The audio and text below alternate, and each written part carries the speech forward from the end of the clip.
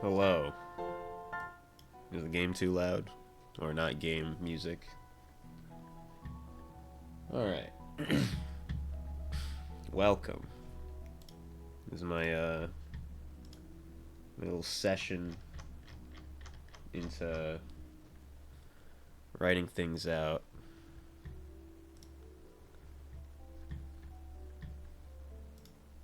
Hello. I'm just gonna be chatting about, well, not chatting, just doing research on a bunch of game theory terms that I'll give into my professor, and then I'll just talk about it, or make a presentation about it later. So we'll see. Fixed up my jet lag, ready to start goobering after coming back from Frosties. This will be the first goober gear after Frosty Faustings. Guess I should recap. I'll add that in the title. Never done a tournament recap before, but it'll be interesting, I guess. I guess I should start. Yeah, Frosties was good. That's about it. No, okay. Yeah, I think Frosties was pretty good overall. Tournament, obviously, really good. Elven Shadow, keep doing his thing. Best tournament for Exert I've ever seen. Supposedly, forever. Only major that will host Guilty Gear Exert. That's for sure. And plus had a great time with the Japanese community, actually. I was in Japan before I went to Frosties, and was learning a lot from the Japanese FGC, and I even caught a same flight with Kadako and Samito. That was pretty sick. Well, I say sick as if like I hung out with them during the flight, but no, I found out that they were on the same flight because we just met after we flew over. So we didn't enjoy the flight together, but you know, it's one of those like, oh my god, he was on the same flight as me. Whoa. Let's see. After that, the tournament started. It was pretty good. Meeting up everyone again, catching up. Although I think I caught up less than usual. I usually hang out with people a lot more. I think I was just really tired and jet lagged from Japan. So, you know how it goes. We keep it a buck. Then we win. Do things. Anyway, let's get to the whole game theory shebang. Let's see.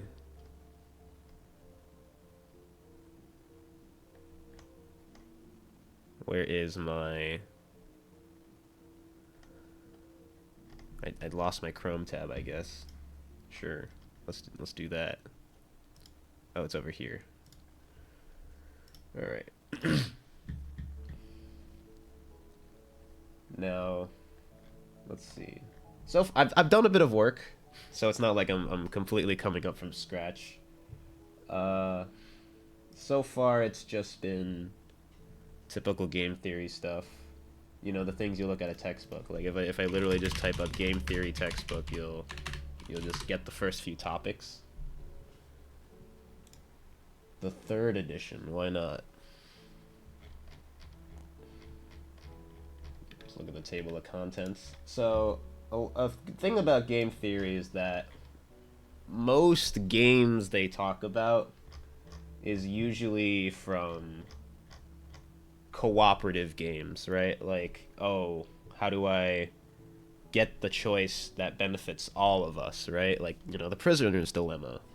Or they're either single player games like the Monty Hall problem, like you're trying to beat statistics rather than against an actual person.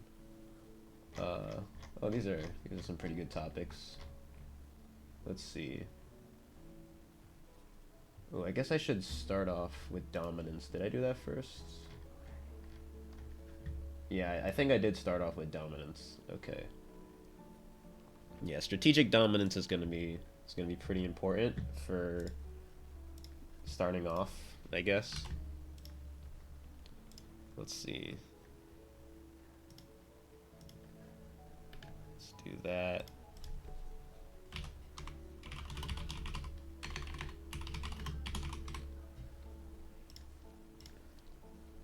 So when it comes to strategic dominance, I only looked this up on the wiki page, but the textbook should give me some more stuff about it.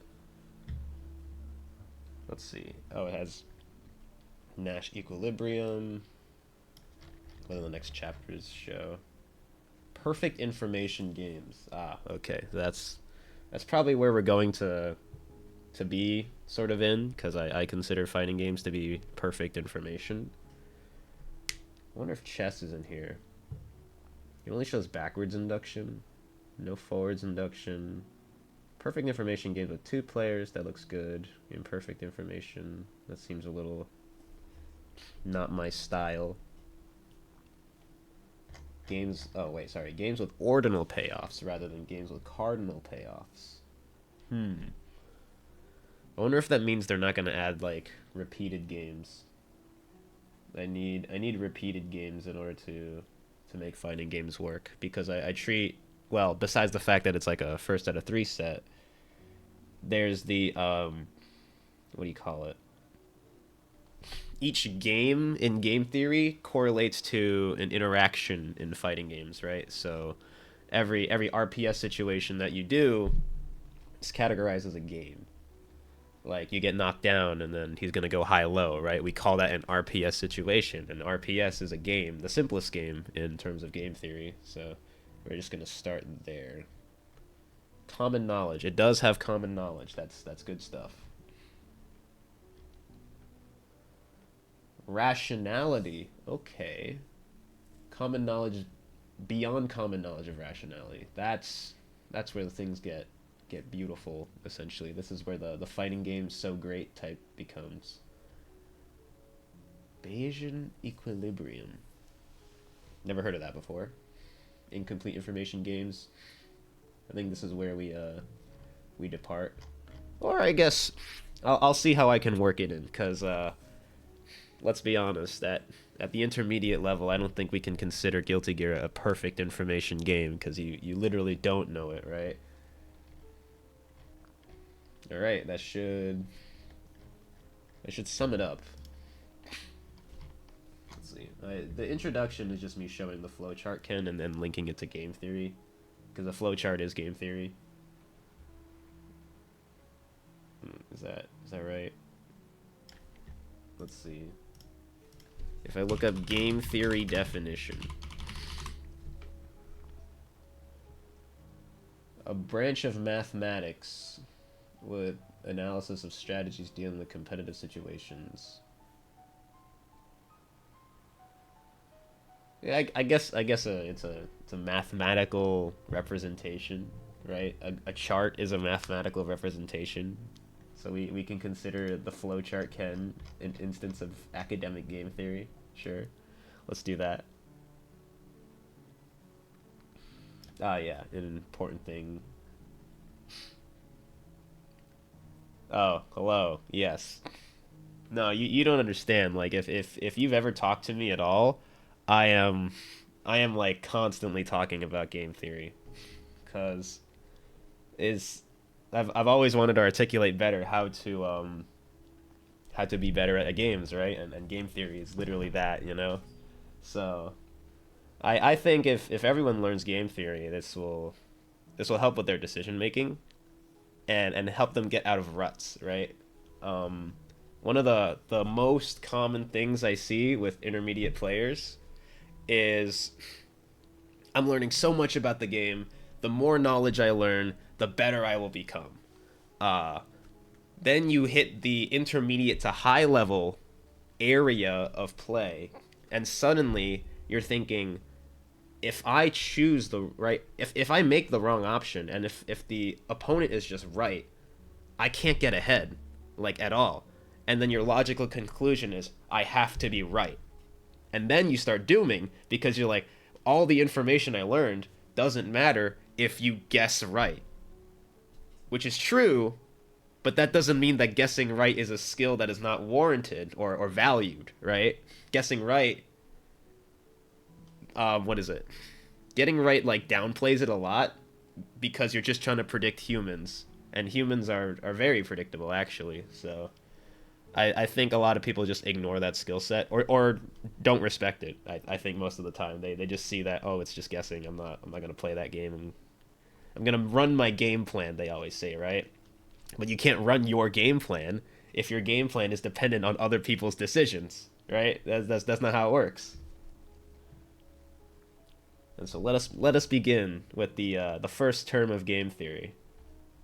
Yeah, versus grapplers on the wake up. And you'll notice that grapplers have patterns, right? Like, if you fight a grappler, oh, this guy prefers to grab more than than to strike more, right? Or this guy like reacts too much to me. He'll notice that he got grabbed successfully, so then he'll switch to strike. And everyone has these patterns of rotating, not just like what option they're going to choose, but how they rotate itself is a pattern. And you have to know that. So yeah, let's begin with what an intransitive game is. I think this might be too far back, but I think it's a good start to go on. RPS is an intransitive game because transitive. Well, let's just put the definition down. Like transitive property, right? If A is greater than B and B is greater than C, thus A is greater than C, right? Actually, why am I doing this? I could just bring up MS Paint and like start talking like I'm Khan Academy, you know. Let me switch windows as well. How do I go about this? Switch to MS Paint. Perfect. Oh, this is beautiful. And then let us make that visible, and then we hide this for a bit. All right. So, how do I change my fill size? There we go. If A, and I'm blocking the way, of course I am. Just move myself down here. Cool. If A is greater than B, and B is greater than C, therefore we can conclude that A is greater than C, right? But we can also say if A beats B and A beats C, then A beats C, right? We could say less than greater than. We could stop using math terms. So watch this. What if I changed it? What if I said scissor, this is a terrible hand, beats paper. Why am I drawing a whole ass hand? Beats rock. Okay, this is gonna be the hard one. Alright, you know what? It wasn't that hard. I lied. Can we conclude that scissors beats rock? Oh my god, this is taking way too long. There we go. Can we conclude that? Obviously, we've played games of rock, paper, scissors before, so this is false. So this means that it does not follow the transitive property. Therefore, it is intransitive, right? Because it goes in a circle instead. Great. Now that we've got that out of the way, I don't think I needed to explain this. So we need to talk about strategic dominance. Now, yeah, I think I actually went too ahead talking about this because what is strategic dominance? It is the finding the best strategy depending on how good it is against every other option, right? So let's bring up the Wikipedia article, I suppose. Hi there. A strategy dominates another strategy if it will always produce a better outcome, right? No matter what the opponent plays. So we could say that in fighting games, not strategic dominance doesn't exist almost, or strict domination. See, strict domination over here says no matter what the other player does, you will lose, right? That doesn't really work, right? But we can say what is strictly dominated, because, for example, if you're in a knockdown situation and you want to do Kai Greed Sever, no other option, like Greed Sever does not beat any other option. Okay, I lied, it beats throw, but okay, let's be clear here. Like, it's a really bad option to do, right? So we just eliminate that, and that's what strategic dominance is. You want to find the best RPS situation first before you start playing it, right? Like a lot of people, when they think about beating throws, they think about, oh, I should jump, I should backdash, I should Jesus Christ, hello camera. Okay, the camera's definitely toasted right now. I should backdash, I should, do something passive, right? A lot of people try to choose options that beat multiple options at once, right? Let me bring back paint here. So a lot of people try to like pick a safe option that beats like multiple options at once. And we can see this in let's bring up Smash Bros, for example, right? Where someone's on the ledge and this person does like, oh, this is gonna be stupid. I'm gonna draw the shittiest nair you've ever seen. Yeah. So like you got this big hitbox, but it's a very light hitbox, right? It doesn't do a lot of damage. And they just want to like cover a lot of options. It'll beat roll. Actually, this is wrong. It's supposed to jump backwards. There. When it jumps backwards, it beats jump, it beats stand, it beats roll, it beats attack, right? Like, this is a very safe option because it covers most of the RPS that the person is going to do. But it's not that good, right? It's only good in the eyes of people that because it covers all the options. But it doesn't actually net you anything other than like 4 to 5 damage %. And so we can say that in game theory terms, it sort of dominates, but the outcome is not the best, right? So when you want to find something that strictly dominates the setup, you want it to just have the best outcome, like the most payoff. And in which case, the most payoff loses to the like every other option sometimes. Like if I cover what am I gonna do here? Fuck it. We're just gonna do like wake up throw. So throw on the ledge will beat up wake up. Wait, what am I doing? Why am I still in Smash terms? I can literally demonstrate this in an actual fighting game setup. If you go high low, right? Oh, I'm not on paint.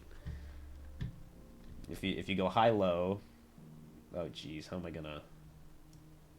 You know what? Everyone calls this the universal high, right? Right? Like if you see this, you pretty much assume it's a high, right? Like let's just call it.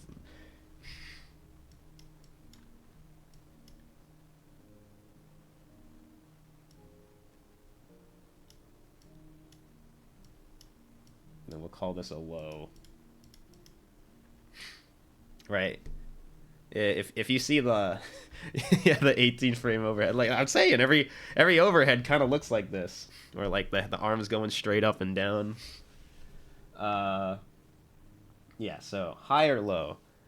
The high will beat you crouching low, and the low will beat you blocking high. Like these will beat the specific strategy it's designed to beat, but will lose to everything else. But you want to find the thing that does the most damage first, right?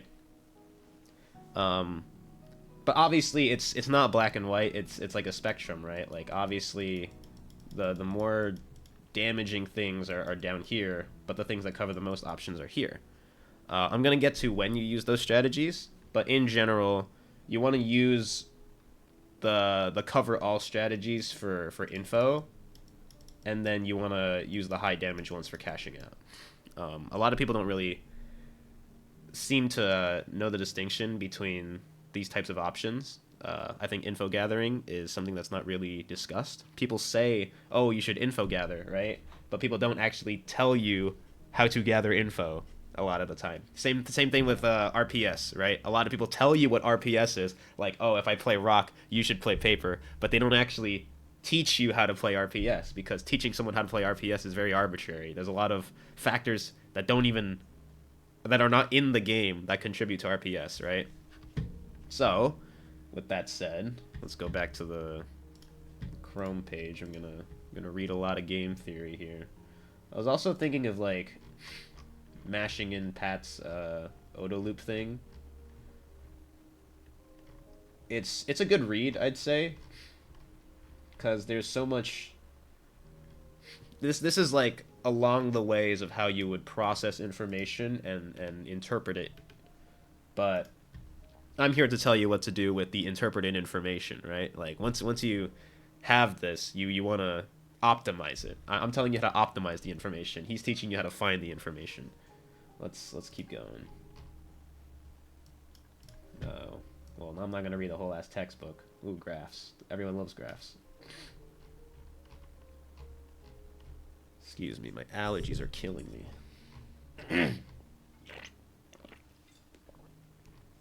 Right then. So let's see. I want to talk about... Yeah, there's a concept that outlines the way to optimize your decisions.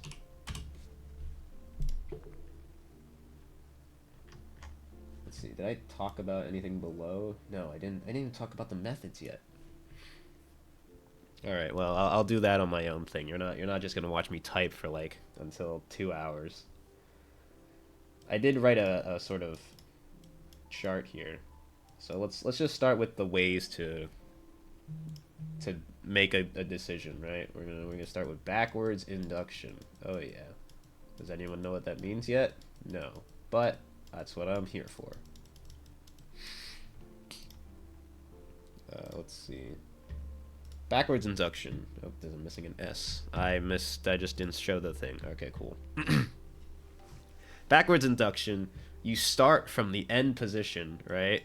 And then you want to assume every previous decision was logical, right? Hear me out. I know what everyone is about to say, but let's just follow the line of thinking first. So if we assume that we got to a win condition, you want to assume that the steps you took there were the objectively better decision before you got there, right? And ooh, I'm gonna have to craft a simulation where backwards induction applies. So let's start with a clash, right? You know, when two hitboxes hit between each other but no hurt boxes. You know what? I have color. Why don't I use color? Yeah. It was beautiful. No, hurt boxes are green.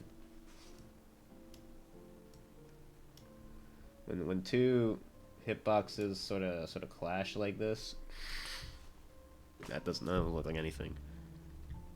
The clash allows a situation where two players are able to do something immediately, right? And so, if I were playing someone who is really good, I would assume, oh shoot, that's not backwards induction. That's forwards induction. Shit. It's over. I'll find a good situation for backwards induction. Let's just go to forwards induction. God, this lesson is not looking good. I'll ask the professor about that one, because I'm really just here to consolidate my thoughts so I can ask like proper questions. If I go in unprepared, I'm not really spending my time well with the professor. So I'm just gonna assume that I get my groundwork done first. Right. So if people clash, then the first thing people should do is FD, right? Because FD is very good and is very safe. But if I know that you want to FD, then I will try to throw you, right? Actually, you know those clash videos, like where people in Guilty Gear film or like structure like a training mode session where everything just clashes with each other, and like the whole combo thing, like they don't interact, 9 things happen and nothing happens, right? That's forwards induction, right? Because you're picking the best option in that situation, and the opponent's picking the best option in that situation, and so you follow this path of like the best way to go about things. That's forwards induction. You try to assume that every path they pick is rational, and then you try to beat their options based on that, right? Like if they FD, you try to throw them. God, this would be terrible in the VOD, and this is pretty terrible talking about now, but This isn't my final presentation. I'm gonna work on this and improve it. Probably, I don't know if I want to make a video about it. I need more production value if I want to do that. I don't have the skill set for it right now. Spending too much of it typing buttons. Right. So, I'll try to find a good example, but backwards induction is really just you go backwards, right? You start at the end and you have to assume every decision they made was rational, and then you get from there. Let me boot up the Wikipedia article just to really cement my thingamabobble. Yeah, determining a sequence of optimal choices by reasoning from an endpoint. Let's see. Oh, it's money, of course. But this means that like the best outcome no matter what. You're supposed to know the whole tree. Forwards induction, you don't need to know the whole tree. But that's like the flaw of forwards induction, right? Because if you follow an optimal path, you might not actually see like a true return if you don't see the full tree. Like I can see here, you get 9 points if you're player 1. You get -2 here. This chart doesn't have a good example either. Yeah. Yeah, only applied to limited classes games. The procedures is well defined for any game of perfect information. Technically, eggs are just perfect information, but we don't have the full tree. Or I guess if I gave a full situation, it would show.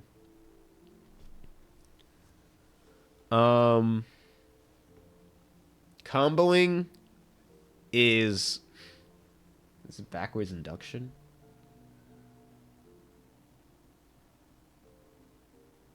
Well, you can assume the end state, but there is no game to be played, you know? Combos don't require the other person's decisions to really have like a game to be played. I guess if we go back to Smash Bros, you can factor for DI, right? He wants the DI from away from the stage, so I'm just gonna predict that he's gonna DI in, right? That's a good example actually. I think I will put that in. Not that fighting. Ooh, bursting. Yes, if they burst.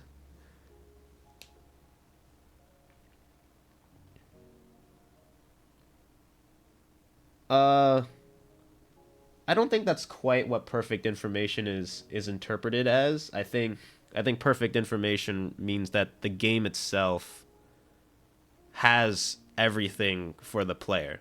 I think that, like, for an example, to show you what an imperfect game is, it's like Dota or CS:GO, right? Where fog of war and walls exist, right? You can't know the entire state of the game when you play as the first person in Dota or CS:GO, right?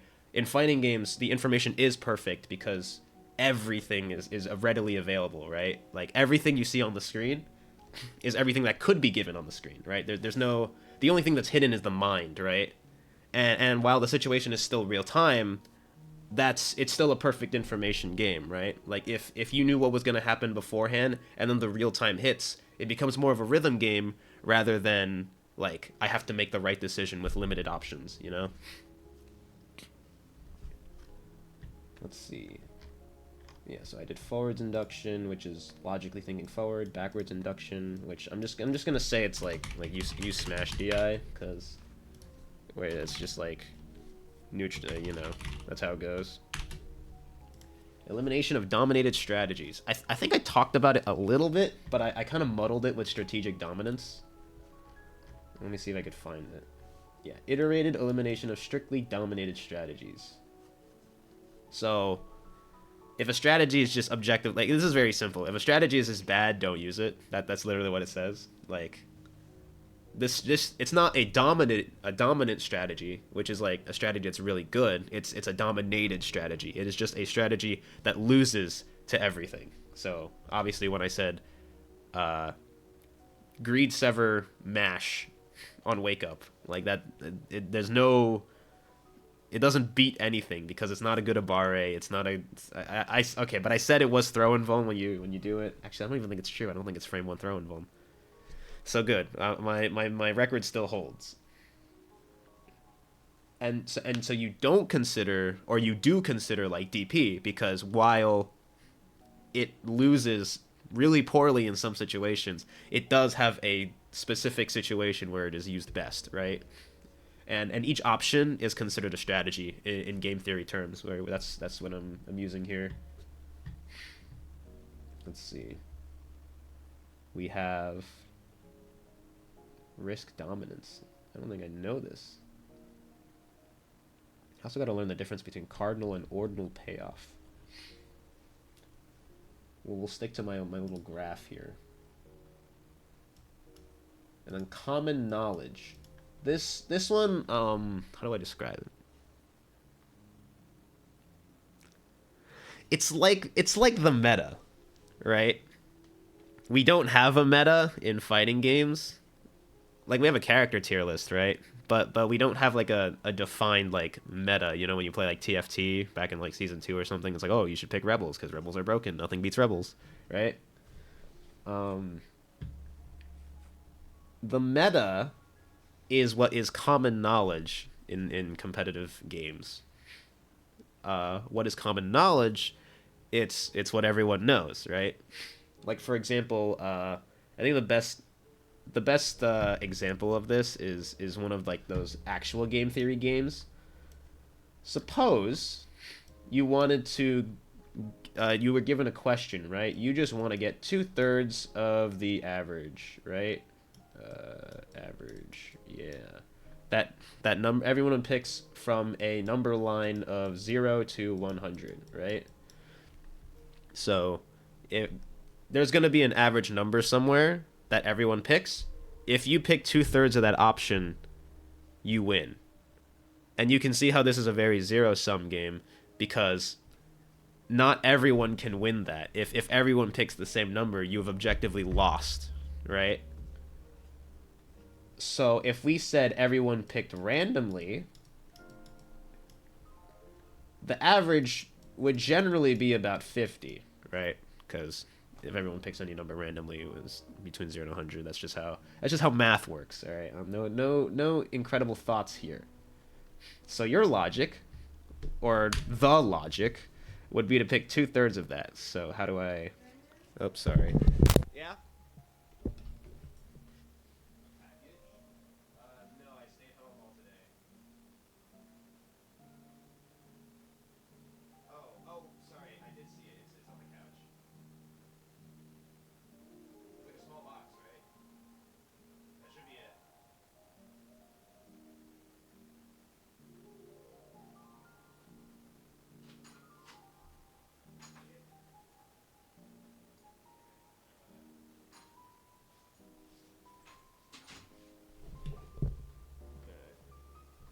Little jump scare for you guys. Okay, so where were we? Let me bring up my calculator, because I can't do math right now. Let's do 3 divided by 2. Whoa. 50 divided by 0.66. Incredible. I messed it up. This shouldn't be that hard. Divided by 3 times 2. There we go. 33. I could have known that just from basic math. So the average, the winning number here would be 33.3, whatever. We're going to go with integers. So, if everyone picks 33, you're going to have to pick 2/3 of that to win, right? Which is 22.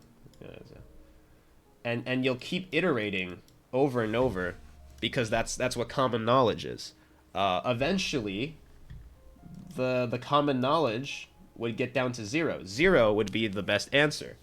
And in this case, we hit something called equilibrium, because there is no better solution than 0. This happens in fighting games, but we don't have an equilibrium because we play RPS, right?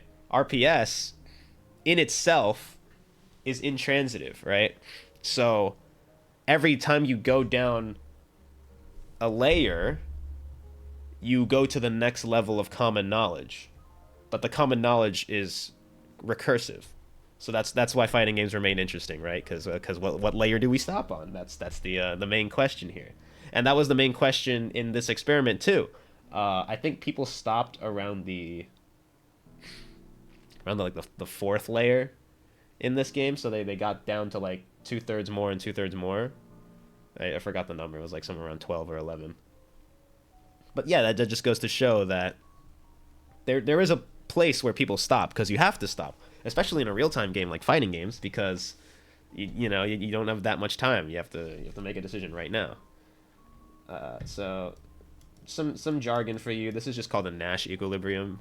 You don't really need to know that. But what you do need to know is that each layer of thinking is called a K level. And in fighting games, we already know this. This is like Yomi, what level are you gonna stop on? Is basically, oh, are you gonna burst here? Are you gonna burst here? I'm gonna throw right now, or when you make a fighting game play and you just made the right choice every time. That's just, oh, I read him. I was on the right layer the whole time. Let's see. That brings us back to, does he know? Why did I type that? I should have made this more descriptive for myself. It just says, does he know? I don't know. I really don't know. What did he mean? Does he know? It's been too long. Oh well. Well, we'll figure it out when I figure it out, right? Like I was I'm asking a lot of myself when I wrote that down, didn't I? Let's see. K level thinking, does he know? Does he know? Fighting game theory videos. I kind of don't want to do this topic like right now because it's mainly just a lot of bashing. A lot of the time I'm reviewing a lot of FGC content, and I'll say it's not very educative. I'll say it right now. I'm sorry. It's just like maybe it's either not descriptive enough or too surface level that to be like important at all. Yeah, that's the thing, right? I wanted to discuss topics about fighting games, but the way we discuss fighting games is so imprecise. And this is like specifically what game theory was designed to do. It's the definition of game theory was the mathematical models of strategic decisions that depend on other people's decisions, right? That's literally fighting games. If they make this option, I have to choose this option to beat them. Like you have to know what they're doing. That's game theory. And then there's so many terms that I'm learning in here that just like summarize everything in one word. Like the word K level, right? I could just describe that as like Yomi. We don't have to say like, oh, the situation where he knows that I know that he knows he's gonna do that. We all say that when we want to talk about this one topic, but we could just say K level thinking, and obviously it's not ingrained in us to be like, oh yeah, I know what you're talking about. But I want it to be like that, where if we talk about K level thinking, it's the whole sentence of he knows that I know that you know, right? Like even me talking about it right now, it's such a lengthy topic that it makes people like disseminate and like try to like think deeper thoughts about it when it's one topic. Yeah, I'm just trying to compartmentalize the terms in the fighting game community. It is awesome.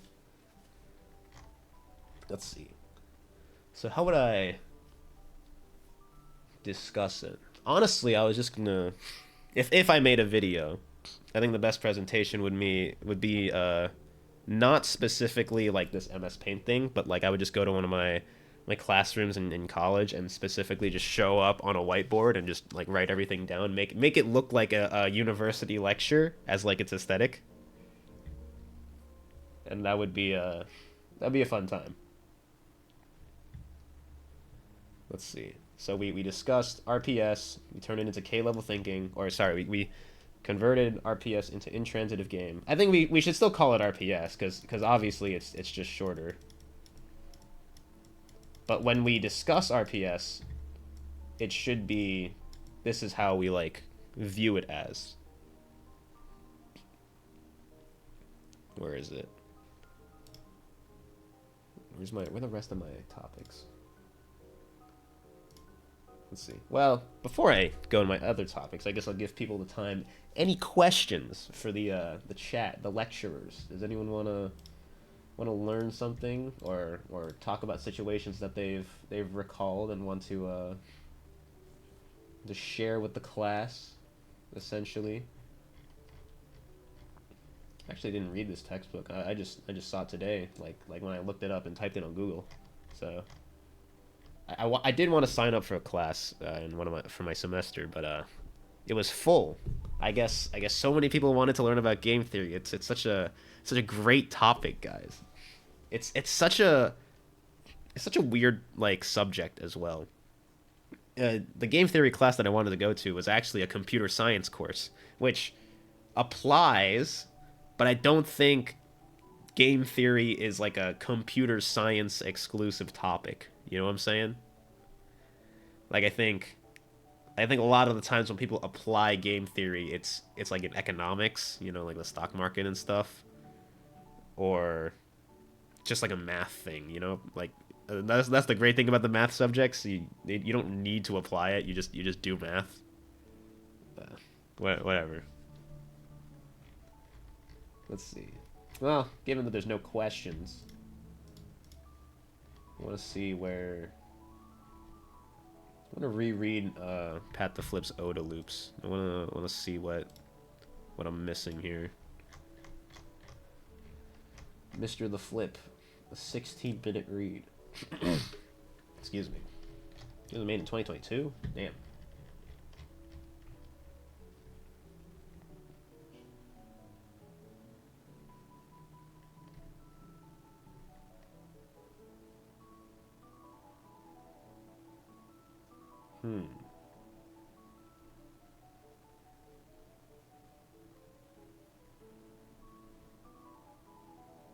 I see.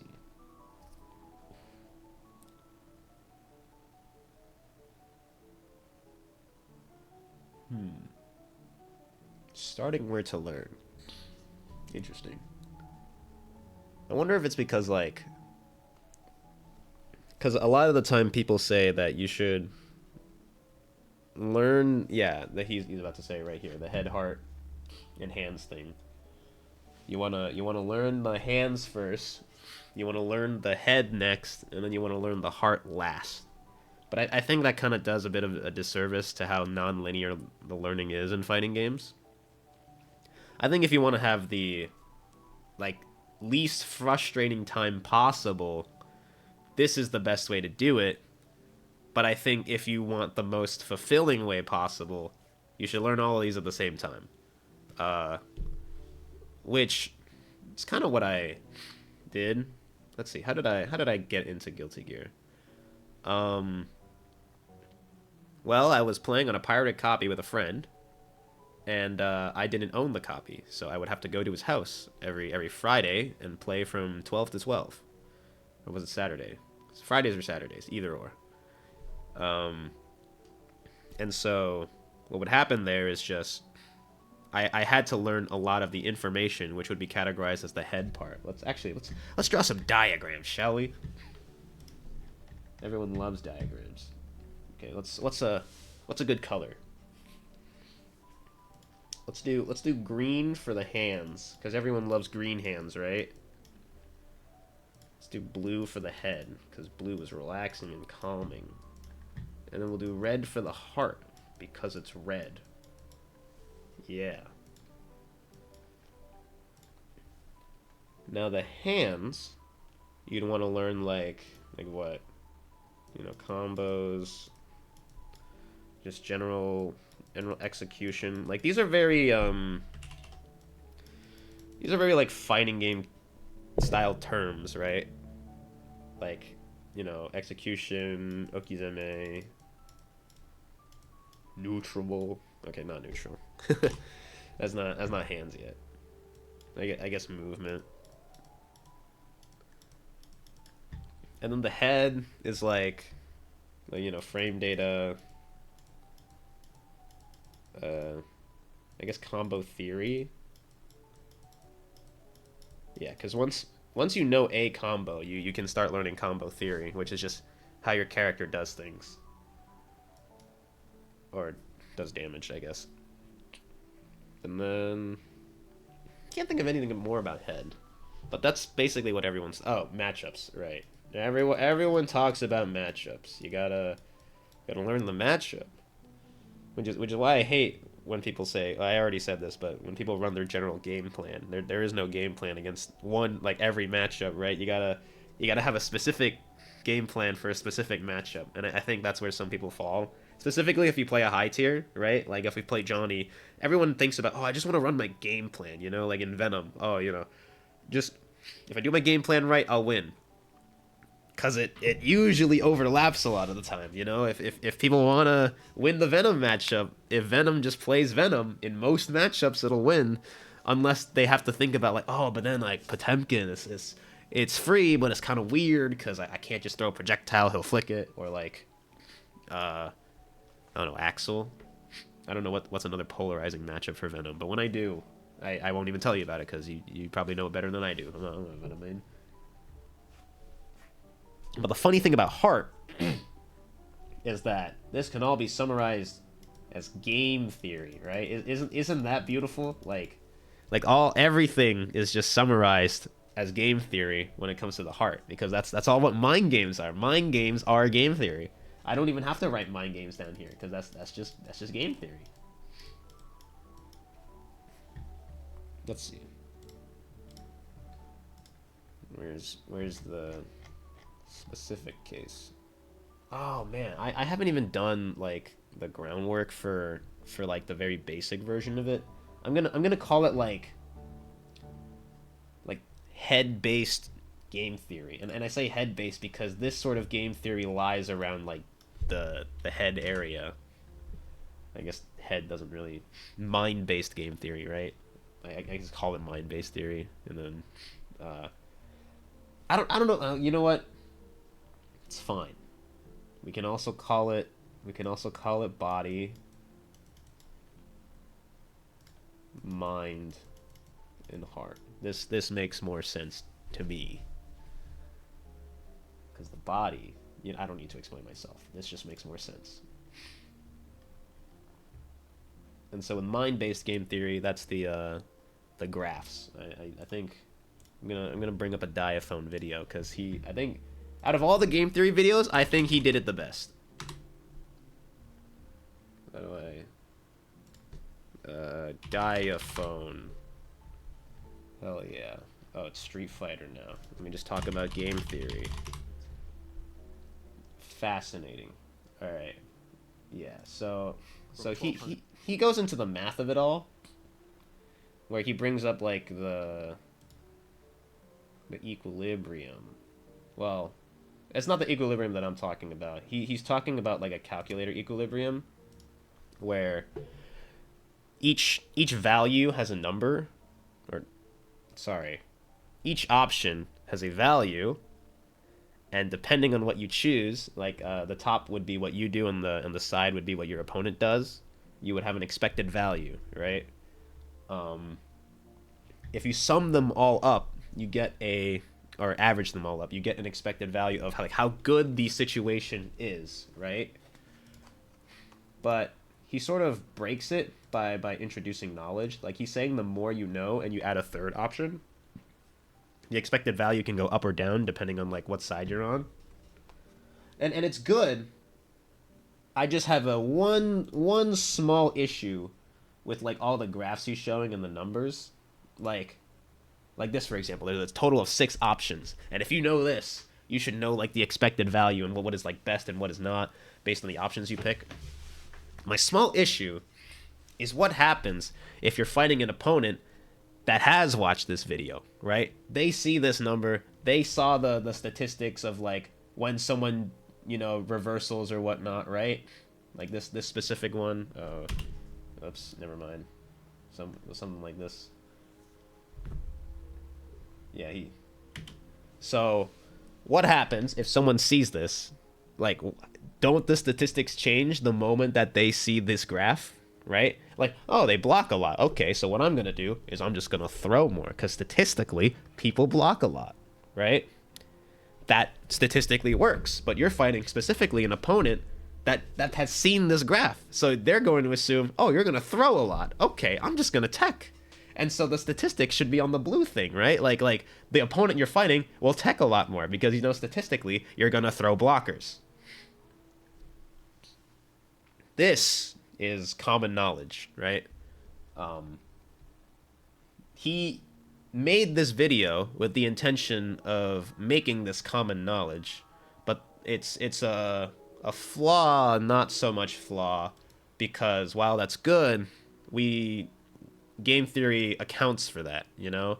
You have to know what happens when people go up a level in common knowledge. How do I continue with that? I feel like I've only talked about like what it is, but not how to do it. I think I have to go more into the game to really discuss it, because when I play specifically, if I'm talking from my own experiences, because this is about what I can derive from now, there's a few ways to guess correctly. You can either pattern recognize, right? Everyone knows pattern recognition. Oh, if he does a certain thing, you should do this thing, right? Which in and of itself is also pretty vague. Let me get more specific. Sorry, that's it. Something popped on my desk that I wanted to throw away. Let me boot up the game. This will be a great change. Also, if you're wondering what this classical music was, it itself is also a game. It is just a game that is cycling classical music. I didn't have a playlist, so I just had a game play the music for me. Isn't that crazy? What you could do with all the craziness. All right, Guilty Gear is very down there. Let's just move that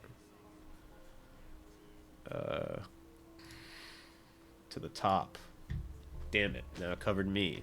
That's not what I wanted. Well, now what? Hello, I'm back. Oh, that's cool. OBS doesn't pick up this game. That's awesome. Or like OBS doesn't pick up the little mod thing that I have going on. It's like a separate window. That's cool. Let's go with Kai. I'm a good Kai mind gamer. So let's see. What's a great situation to talk about this?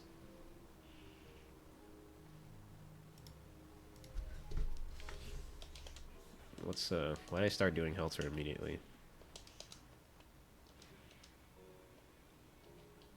A lot of the time, if you see someone... Okay, so first we're going to start off with, like, if you see someone do something, you should know how to counter it, right? But you should also consider the mind game of... let's start with, like, going from the air and going from the ground, right? You know, a lot of times when you're playing in fighting games and you notice that, you know, the Kai will, like, throw a fireball, and then you'll want to go to, like, above it, right? Oh, I'm gonna IAD over the fireball, and then everything will be fine. But after they throw fireballs from this distance, right, and they see you jump, they also have recognized you jump fireballs. So the moment you get close enough, you can't react to fireballs anymore, but this is the prime time when you can punish. But by the time you get this close, he's going to just anti-air you because he knows you're going to IAD if you think you're going to throw out a fireball. That's pattern recognition. An important thing to note is that your actions influence the other person. And so this is where the next strategy can come into, which is faking information. You can recognize that anything you put out is stimulus for them to pick up, and then use that against them, right? A lot of the times, I will play someone, and they will do this one option basically religiously, and the one time they wake up super or something, I still call it out. And I've had someone come up to me and be like, I didn't even super once. How did you know I was going to super there? And it's because, you know, the less you do something, the more you're likely that the next time this situation occurs, you're going to do it now. And in the time when you're most desperate, you're probably going to choose an option that you don't choose normally. And we're talking about options in a situation where it's not reactable, right? Because if it's reactable, that's not a game theory game, because it's just a combo, or sorry, it's just a rhythm game. You just have to press button at the right time because you can react to it, right? If it's unreactable, that's true game theory, because you have to make a decision on 3, 2, 1, go, and then that's about it, right? Like on the wake up situation here, I always have to press 6P against like really good players like Dizzy or Chips, like Samito and Ray the Warrior, because they'll just immediately backdash. And when they backdash, I gotta call that out. And then there's more nuance, because Ray the Warrior has recently been doing backdash YRC, and 6P is too slow to catch backdash YRC, so I have to delay meaty close slash, so it doesn't meaty them, but by the time they backdash and YRC it, they're vulnerable again, and then I can hit them. It gets very confusing up at the high level, because you think about more nuance to the situation. It becomes less of a 3-way rock paper scissors and more of like a 5-layer OS-erito. Speaking of which, I wanted to make a hot take on Twitter, but I didn't post it. There was like a trend going on where people have just been posting like complete like hot takes about fighting games. But unironically, I do have a pretty hot take, but I think when people explain it, or if I explain it, people will sort of understand.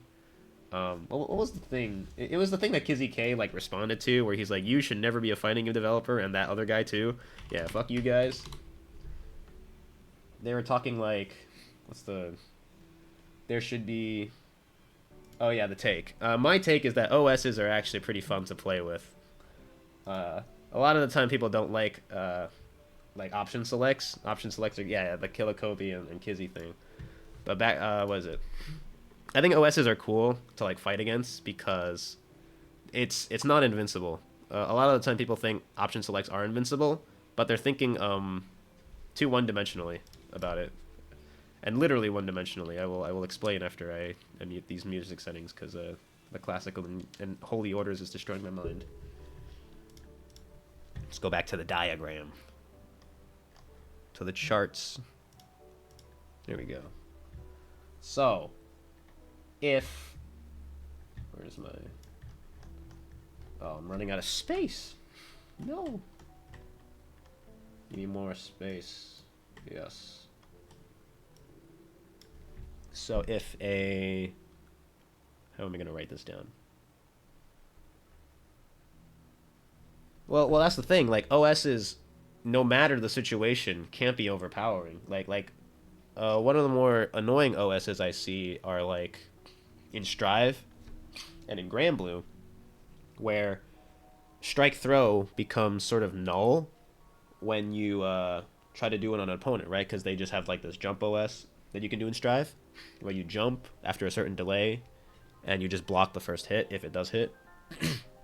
And OSs in Granblue is like if you just press a button. So if you just delay a barre, you virtually can't get thrown, right? But OSs only cover everything within a specific time. Like, if I were to show the timeline, there's a very narrow frame where the OS covers all the options. Like, here, you can consider them invincible to RPS. But after that, they're not invincible anymore. And that's the beauty of OSing, right? Because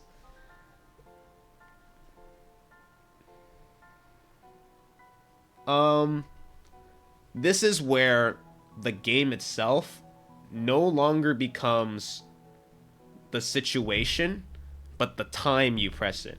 Essentially, the game now is how do you desync the OS timing from your actual option selecting. Or I shouldn't say option select. From you, like, picking, like, your time to do the mix-up, the RPS. Because you want them to guess, and they're not guessing. But they're not guessing in this specific window. So you just have to pick a situation where they're not doing that. Because they can't OS infinitely, right? You can't just hit this button over and over and get the same response. That's not how OSs work, you know? Like, you're eventually going to have to do something. And so, for example, I wonder. I wonder if it's that specific set that I'm thinking of. It's gonna be a bit of a crapshoot because I didn't do the research before I got there. But let's see. Let's bring up the numbers. All right, let's go to replay theater. Blaze Blue. But if they break perfect information, I would say no, because it didn't obscure any information, right? Like, if anything, it just allowed them to pick options. Like, the better thing is it just stops playing the game rather than breaking perfect information, right? Let's see. Dogura and what's his name? SKD. Damn it, there's a lot of them. Shit. No. This is gonna suck. Okay, so I remember it's really funny because you know SKD is like the OS god, right? If there's something in BlazBlue that's remotely vague, he turns it into an OS and then you can't mix him anymore, right? So how does Dogura consistently, or I don't even know what the win record is. I've seen Dogura take games from SKDs, right? So how did he do that? Well, it's because he just hit him at the right time. Oh man, it's such a good clip, and I wish I could find it. But essentially, it was like there was one wake up where SKD like gets up and then is just sitting crouching, and then Dogura just waits a bit and then presses 5D overhead, and then SKD just gets hit by it, like because he's not reacting, he's doing an OS. So if you just wait a bit, you just cover everything. He's not doing the OS anymore, and then you just hit him. That's like what I mean by OS is like it's a temporal minigame. You just want to hit them at the right time. And so if we go back to what is the thing? Like the the Grand Blue OS, where you just keep mashing to delay tech all the time. If you just mash slightly later, that fuzzy mash actually comes out. And so you can just counter hit them mashing. With the Guilty Gear Strive one, the Jump OS, if you just hit them slightly later, you'll hit them in their jump startup frames. And then they blow up and die. Because, you know, getting hit with a close slash is like kind of death in that game. I don't know, I play Slayer, who knows? I really hope this is the VOD. But if it's not, I'm going to be very sad. Get the knockdown, what's it going to be?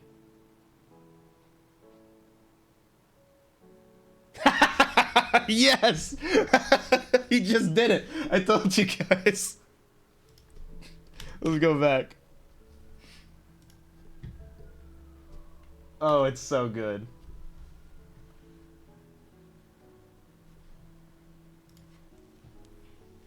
And it's just like it was the same situation I had to learn to break against Samito too. Because what do you call it? Samito, when I was playing, I lost to him at Frosty's. He was doing an OS. I just didn't put the pieces together enough because it was the first time I ran into a chip that actually did an OS. It was DPOS, and in hindsight, you know, everyone should be doing DPOS. But that was the first time I saw someone actually do it, right? Where's my game now? Did I just lose Guilty Gear? Great, fascinating. There it is. So how does it work? You just hold a button and then you DP. Like that. Beautiful. And if you're on the other side, you'll get DP. But if you're on this side, you just get FD. Standing FD at that. And so this was like the main thing that he was doing. You'll notice that every time I crossed him up, Samito would DP. And every time I didn't cross him up, he would FD. Almost like he knew, right? But I knew he didn't know. So if I just played that right, like I could have just delayed it. So if I did a delayed cross up, right, like this, he would have pressed the button like to DP/FD on this side, and then when I cross him up, the OS is done. He could not have done that anymore, right? That's a way of like finding the best strategy to play against, right?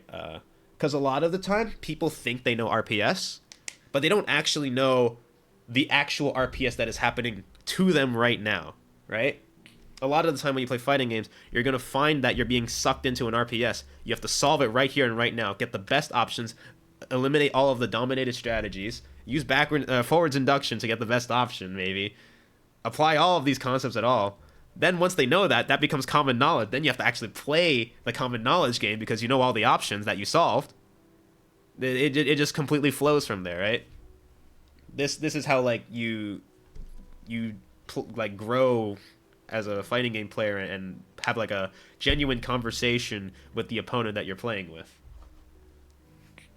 I don't know if I should go on net play right now and just show it off, but I don't think I'll find the right target for that. I need to find a thinker, you know what I'm saying? A real thinkums.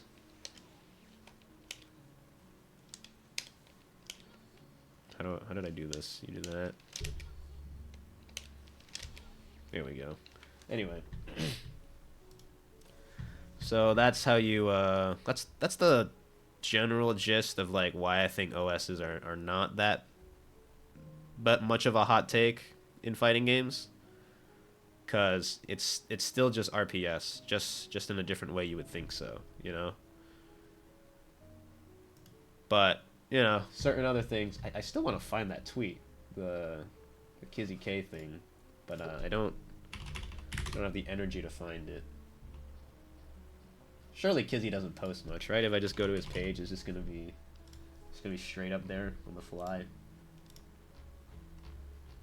No, he's a bit of a retweeter. All right, fair enough.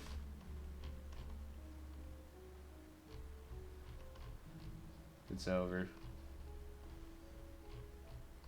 Oh no, it's a reply. I have to go to replies.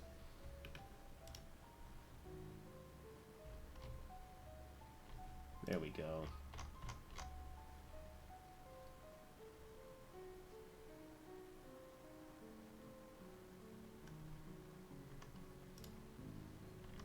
Yeah. You and the person quoted should not touch fighting games anymore. Don't strive to be a fighting game developer.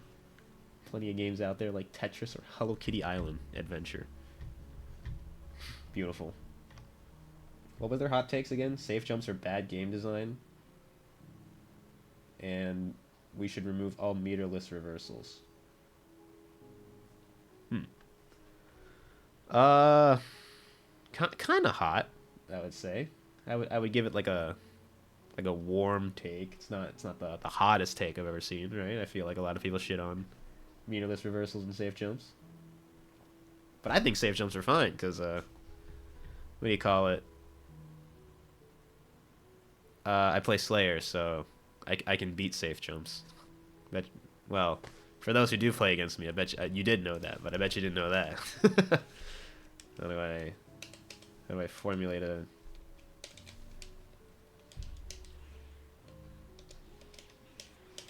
Beautiful.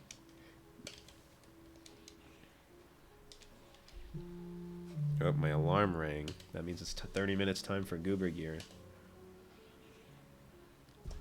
Yeah, see that? Safe jump? Wrong. Oh, he got me good. So yeah, that's a way to counter it. But what is it? Safe jumps are kind of easy, right? Because you trade a guaranteed meaty for just being very predictable on what the setup is, right? Unless it's a game where like getting hit by a plus button just kind of sucks, right? Like if you get a safe jump in Strive, okay, I'll kind of play with you there. I'll say like, all right, sure, guaranteeing the situation, kind of cringe. But I play a character with no meterless reversals anyway, so I'm kind of chilling on that. Oh, I understand the line of trolling that Killa Kobe was going for now. Cause meterless reversals beat safe jumps, so I'm getting there. I picked up the pieces, albeit very slowly. Alright, cool. Let's see. Well, since we have 30 minutes, that's usually when I take the time to do some Sammy programming. So let's do that. That was my my game theory lecture. Thank you guys for listening. I'm just gonna start coding now. Is there a Twitch chat category for that? Just straight on coding, or is it still just chatting? Actually, I'll show you. I'll show you what I've been doing. I've been playing this shitty game. Where'd it go? This is the game that I was talking about. You know, the thing that's just in the way, the music that's playing right now. Do I play plus R? I've played it before, but I haven't stuck with it. Mostly because the game is very hard to execute, and I have dedicated most of my time to Xrd.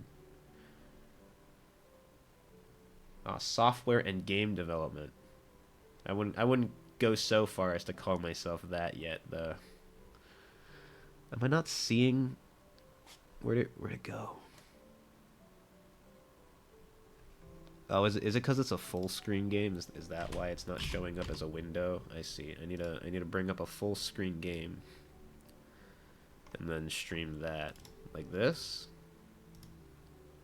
Does this work for me? Thank you, OBS. You've done it. You made me the fool once again. I'm so happy. Please work. I beg of you. There it is. Yay.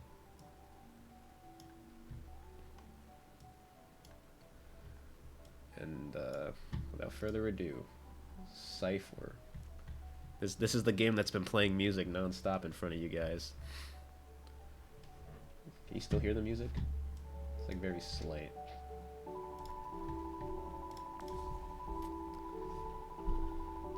This is what I've been spending my time in. All right, how many puzzle games you guys plays? You know. So a game called Cypher. What do you think it's about? Well, it's about cryptography. You know, it's just a game where you solve puzzles based on messages, and then you try to solve those messages. You know. Currently, I'm in a very tough part of the game. So I've solved steganography because they say it's a very weak form of cryptography, because you just want to rely on the message just being undetectable. So like if you look at this message, right? If you look at the... Actually, you know, I'll give you some time to solve the message. I think you guys can solve it. Remember, the message is written in the message itself. It's not like a code where you have to change the letters. The letters that you need to read are all on this message.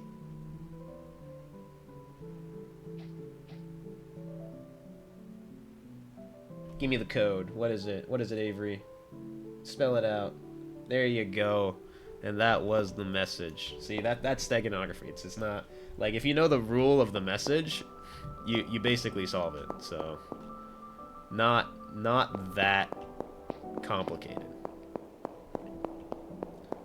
Then you have transposition, which transposes the letters, but again, not all of the letters are, like, none of the letters have changed either, right? It's still just the same message, just scrambled. So essentially, you could treat it as an anagram, right? Very long anagrams. Although this rule here is that this space just makes it so that every letter is every other letter is on one portion and every other letter is on the other portion, right? So then it spells the jewels are hidden beneath the elm tree, you know.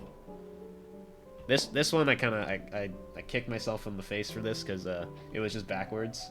I was trying to like do some fancy transposition stuff. It's just a diagonal transposition. Assassin. En route. Trust no one. Hide the jade dragon. Yeah. This one, every Q was the portion, so every portion after that now it splits. Cool. What was the rule for this one? It was transposition. You know, I could give less of a shit. Oh, this one was chess. You had to follow the knight's rule. Anyway, let's get to the main real way people do cryptography.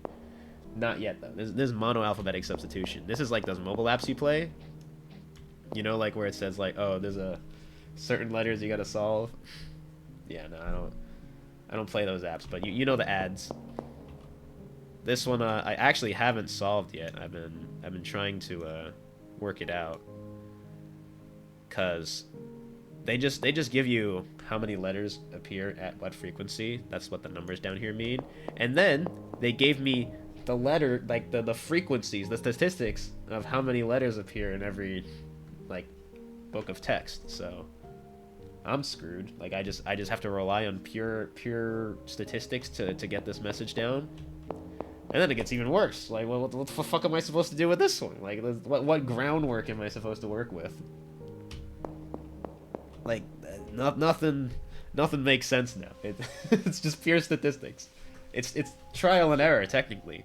And, I don't want to do that. So you can imagine how polyalphabetic substitution works. I don't know why I did a 360 there. You take multiple alphabets. Polyalphabetic substitution, you know? You have multiple scrambled alphabets, but they're scrambled by a certain key. So every time you go down a letter, you switch to the next alphabet. Right? So you got this in Flash, whatever that means. And then I have to find the key here, but I don't know the key. So who knows? Who knows what's going on?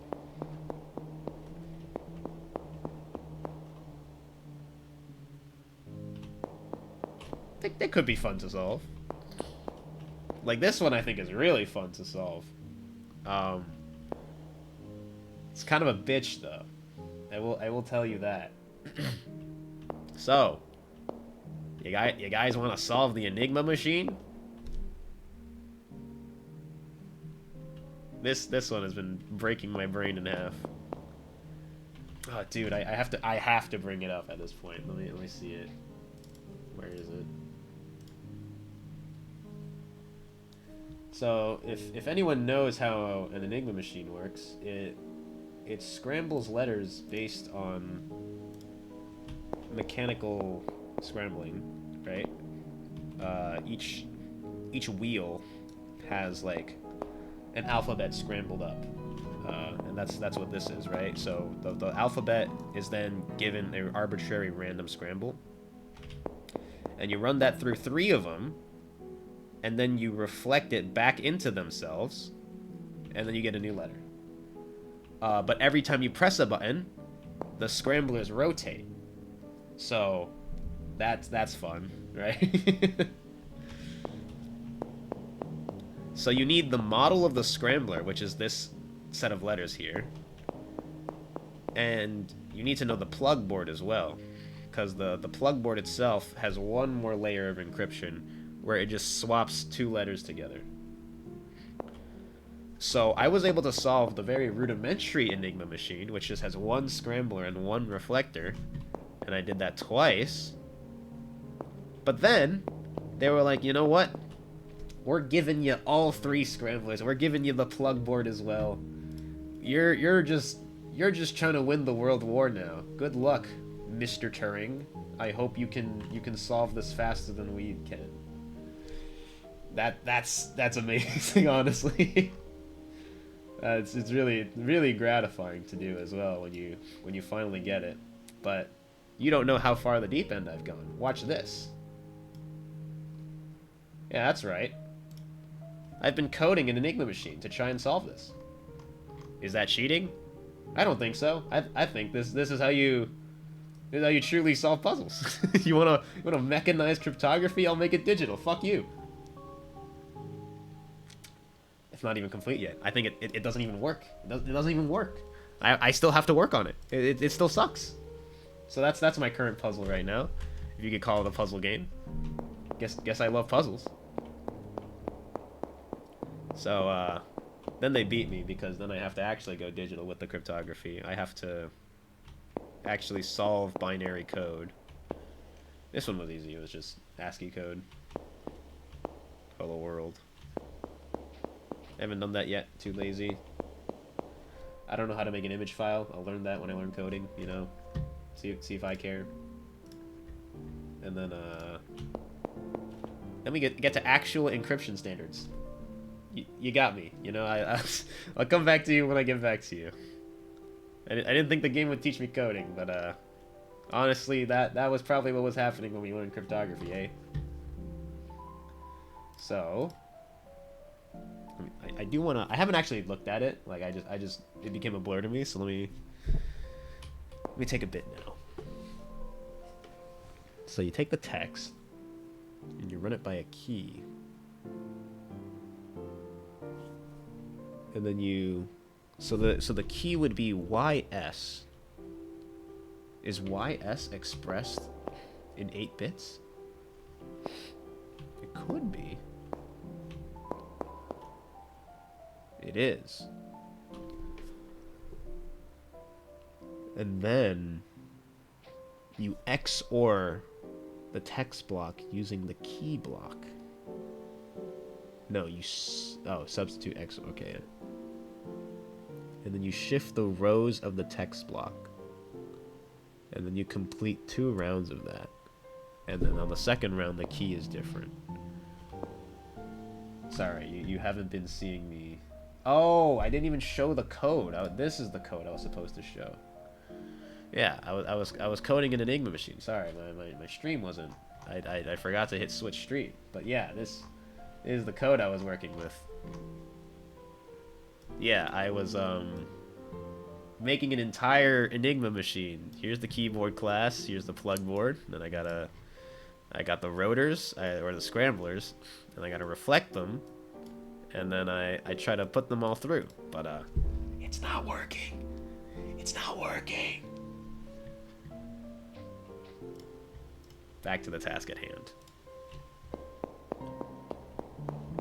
And then the final section is over there on that end.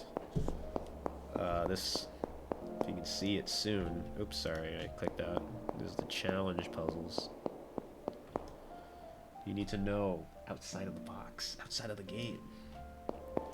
Whoa, what could this be, guys? It's impossible to figure it out. Hex codes could mean something. JSON. It's like coding. It's a JSON file, of course. How could I have not known? I could not give you anything with the word Goldbug. Music. Probably some literature. The math one. I actually solved this one. This one was awesome.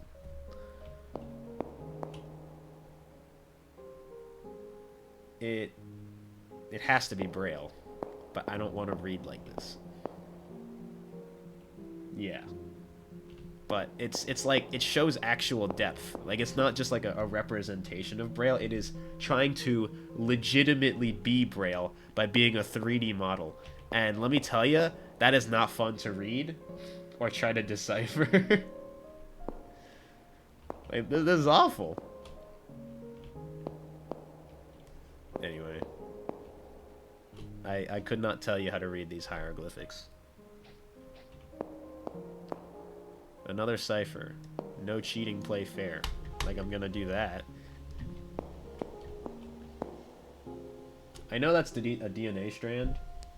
I just don't know how that contributes to the puzzle. And I just have to dox someone for this. I haven't found a good website that allows me to like do what I want with the map properly. So here's my thought process so far, and you'll figure out why Google Maps doesn't really help with that, right? So obviously we have the coordinates, we have the latitude and the longitude. That's fine. We can go on maps and look at those. The issue is the kilometers, right? Because I assume you would have to start from a point and draw a circle equidistant from that point with that radius, specifically the radius of the kilometer that is being demonstrated. And with 2 points, you get to draw 2 circles that intersect with a Venn diagram. But you care about the 2 points where the circles intersect. And then you have to choose one of those points to be the final location of whatever is going on here, correct? Oh, hey Tang, I'm just playing a puzzle game. I guess it's not just chatting anymore, huh? I guess I should change that, huh? Does this game even exist? Holy shit, it exists. Beautiful. I'm playing Cypher now, guys. So, Jarvis, let's dox this. How do I dox someone? None. Yeah, I don't think this is a good stream game, I'll be honest, cuz it's just a lot of like staring at the screen, drawing graphs, drawing diagrams, especially with the Enigma machine, cuz if you want to see me solve the Enigma machine, watch this. Like this is how I would solve the Enigma machine.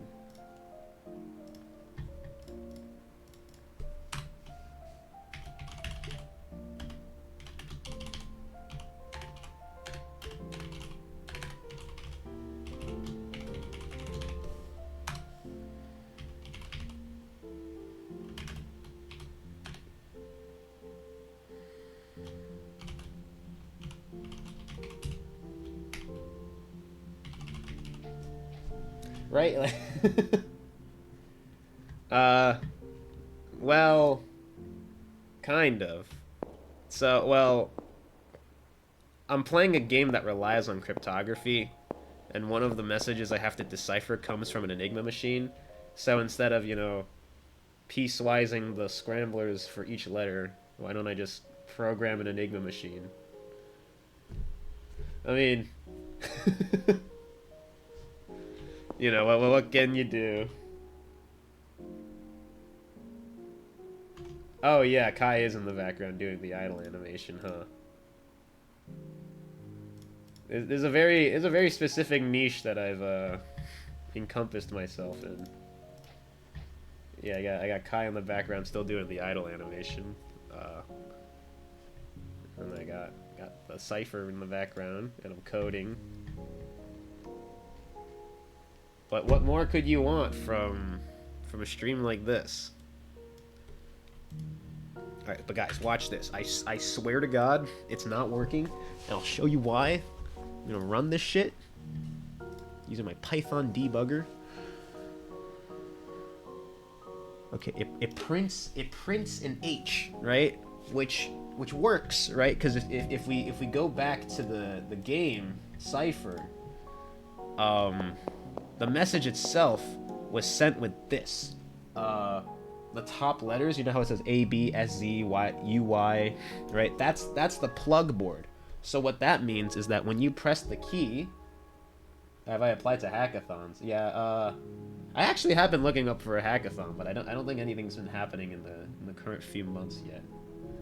Let me hit me up with a hackathon. I'll probably hit it up. I heard you can't go in there with your phone on or your Bluetooth on because you'll die. But other than that, I heard it was quite pleasant. So hear me out. The H is working because the first message, we're starting with, what is it? The initial message is G, right? So G, if we plug it into the board, will be H. Now, the next part, yeah, you just die if you just Bluetooth on. And so it goes in the order 2, 1, 3, and then there's an A, E, B. And what I've deciphered from that is that you're going to start with Scrambler 2, starting on the A slot. Then you're going to go back to Scrambler 1 and start it with the letters shifted on the E specifically. And then you're going to go to Scrambler 3 and start on B. That's how you sync up all the scramblers when they start going down the line. And then you send it through the reflector, which goes through and then back up, and then goes through all of those 3 scramblers again in that specific position, right? Damn, the Germans were on something when they made this shit, man. So watch this. We'll start with G, which transfers into H via plug board. So H goes into scrambler 2, but the fucked up part about an Enigma keyboard is that when you hit a button, the scrambler rotates. So if they were to fall on the H slot, it rotated to the left once, so we're actually on the I slot, right? When the I goes through the scrambler, it gets wired to this index. But remember, it rotated, so it's actually on the 4th last index, on the M actually. So then we go directly down to this index. But this, we have to go to scrambler 1. So scrambler 1 comes on this W index, but the 1 is scrambled by 4. So 4 to the left would be A. So it would be A, and then it goes to A, like A goes to A. That's how the scrambler works, and moves the position to a different position when it starts syncing up. But A transposed 4 from this spot would be right here where this U is. So I would get an A. And so if I allow that to go through the signal in my code, and I run it, I get E. It doesn't. I get E. It doesn't work. It doesn't work. So something's wrong here, obviously, but and I just have to figure it out. So here I have the variables of the scramblers, right? And I've learned how to shift them via, you know, calling numbers in their indexes, you know. I learned how to rotate a string in Python. That's basically what I'm saying. So I've shifted them properly, but clearly not, because it's still an incomprehensible mess. Not that this was comprehensible to begin with. But in any case, I will get on that. Because eventually you'll get a message, right? I hope.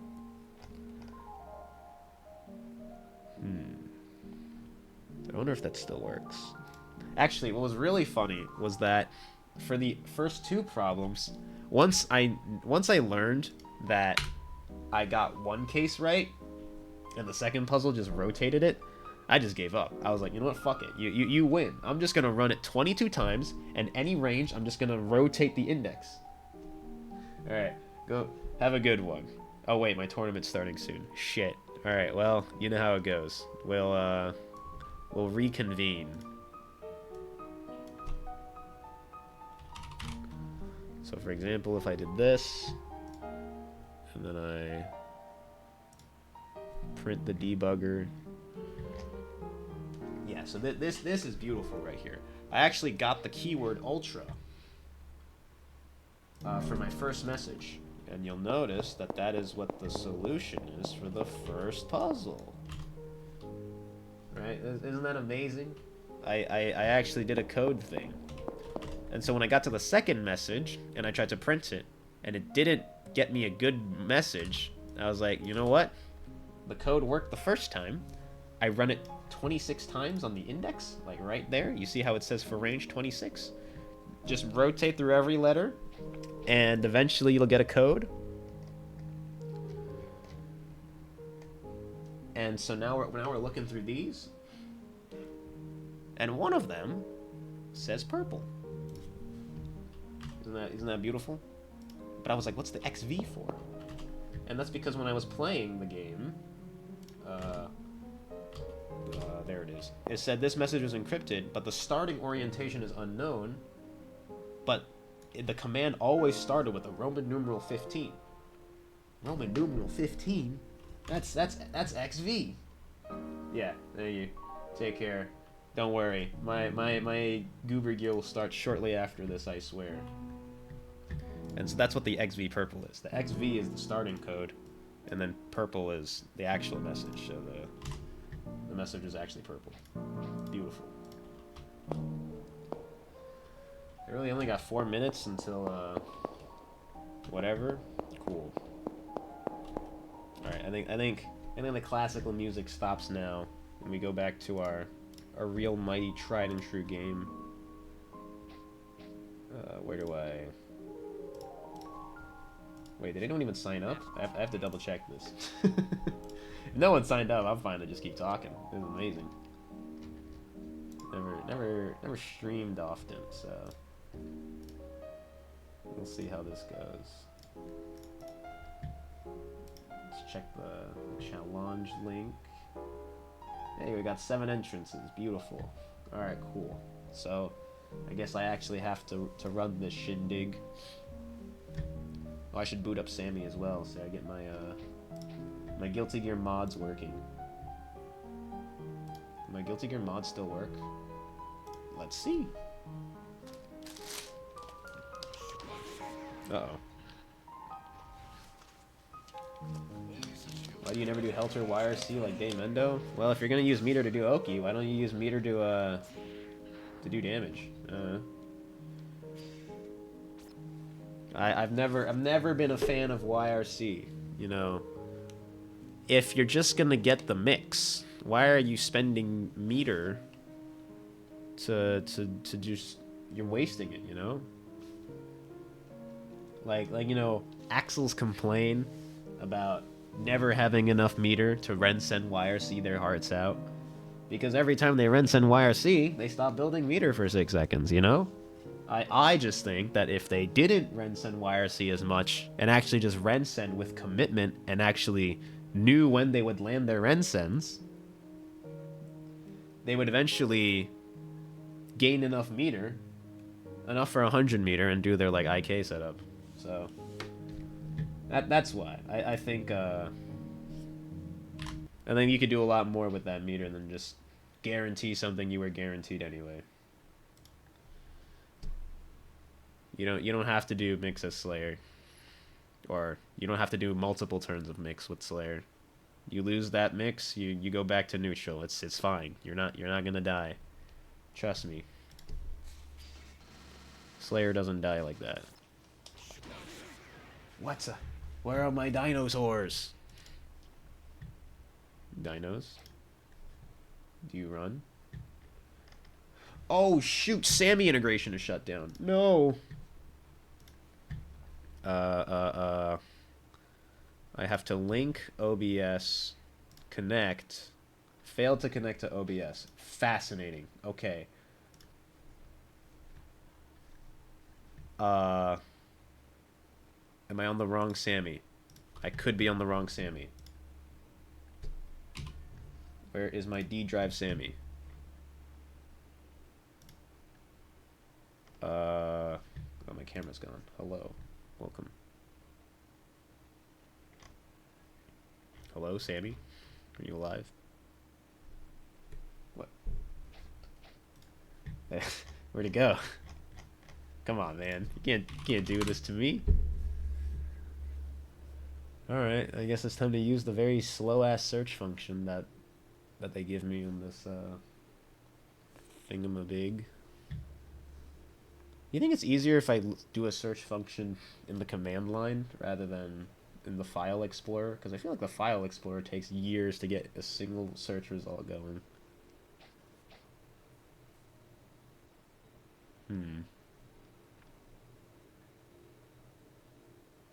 Could be grounds to look up something. I just think I'm on the wrong Sammy. So this Sammy is in my start menu. Wait, no. Where does that send me though? It does send me to the D drive. Huh. So what's going on with my compatibility? Sammy's down? Forever? Surely not. I'm just missing something. OBS. Go to this. Go to tools. WebSocket.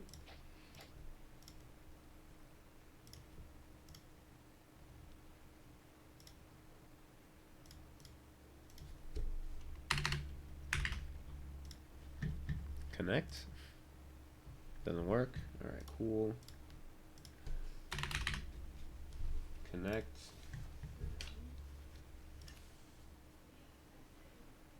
Huh. Alright, what if I just remove the password? Oh, bridge is down too. I forgot how to do all of this, please. Oh, jeezums. Oh, jeezums. Sammy Bridge. We'll boot that up.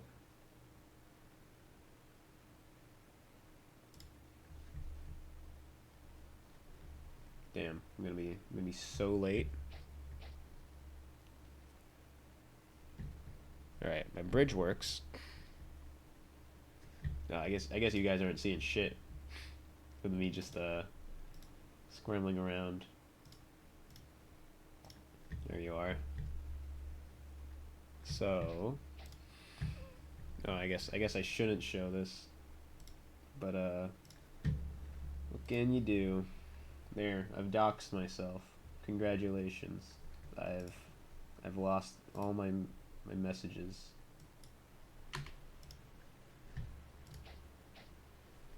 Bro, they're not. It's not working. Enable WebSocket server.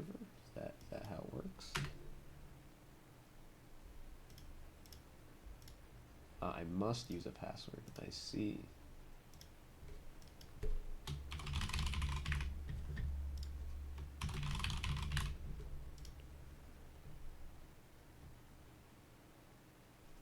This.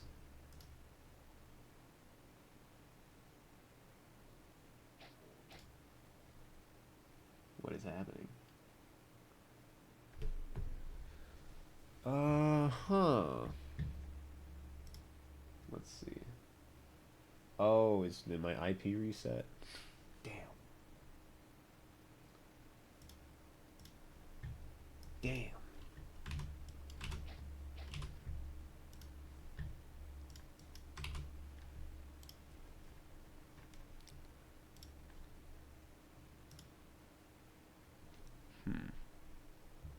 Well, I guess Sammy's kaput.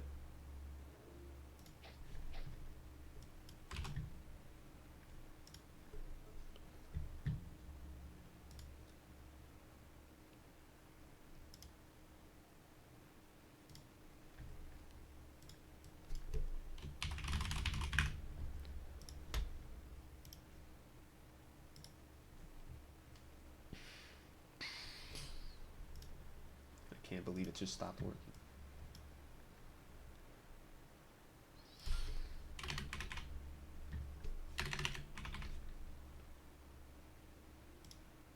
Oh my god, man.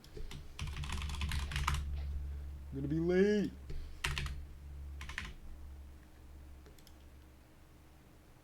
I'm so late. I'm like 5 minutes late. Yeah, it's fine. Alright, well, I guess Sammy is broken for today.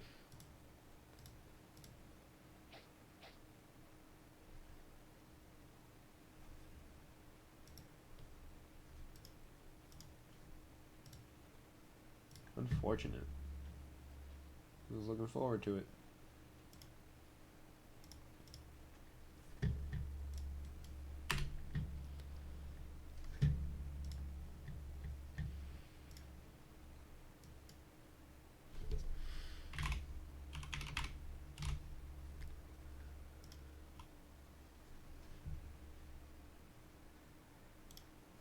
Alright then.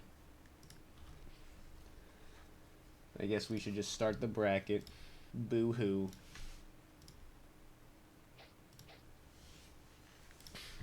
Where is my commentators? Nowhere to be seen. Damn.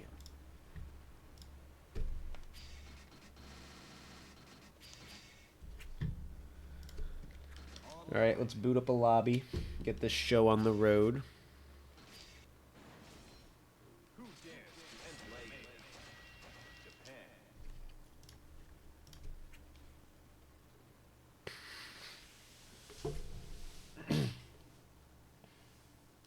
Do you prefer Arc to nerf Slayer's tools to justify adding this BDC and Strive?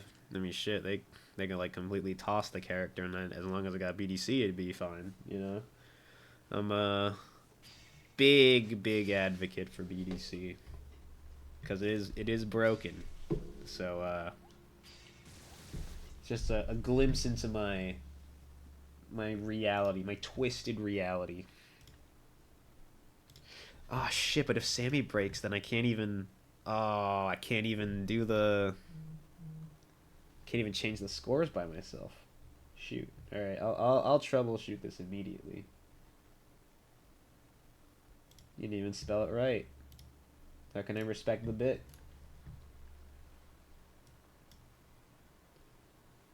Let's see, let's do that.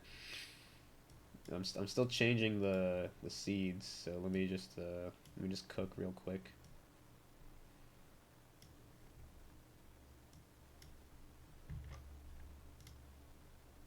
All right, this should work.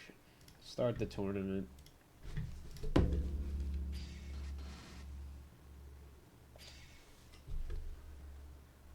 now let's call some matches. All aboard.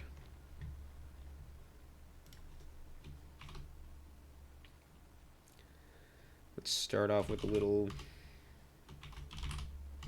Cade and Avery action. And then we'll go with Jigs and a Spada next. Alright, that should be good enough. But I will promptly contact Mr. Toa and have them teach me how to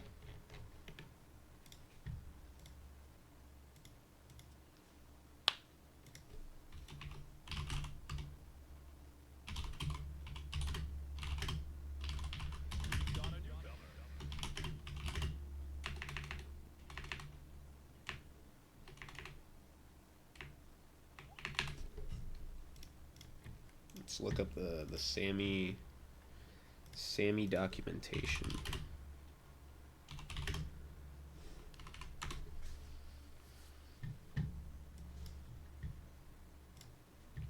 Step-by-step tutorial. This is everything I ever wanted. We've got a newcomer.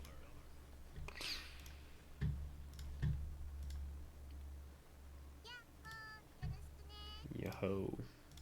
Yoroshic.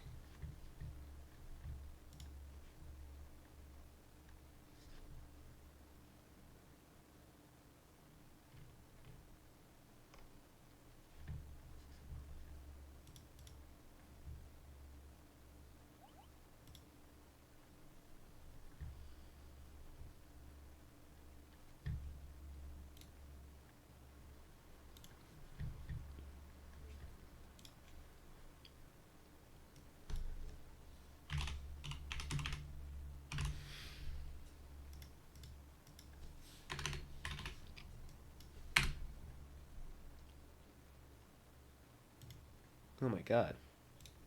I've connected it. Does that mean...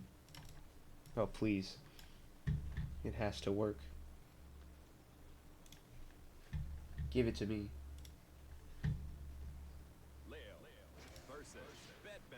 Are we back? Does this work? Heaven or hell. Duel. One. Let's rock. Change? Nothing. Oh my god, it still works. Oh, we're back. Oh my god, the dinos are back.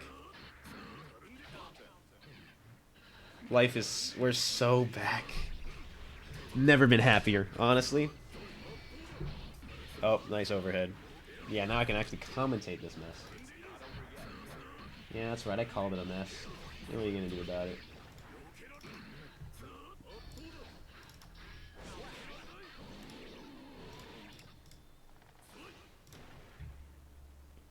Alright, I get to choose player 2.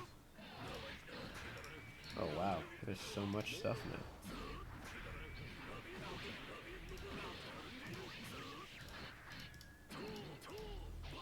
Wait, what?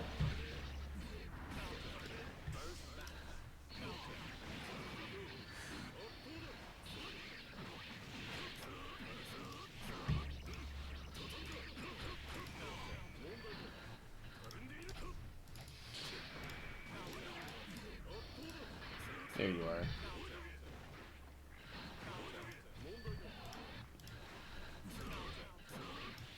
Right now I can change this value.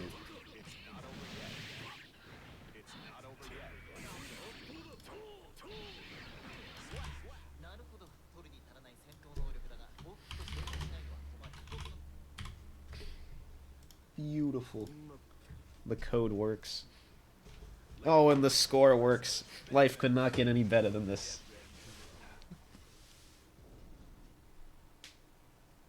And the score should, or the code should recorrect Avery's name.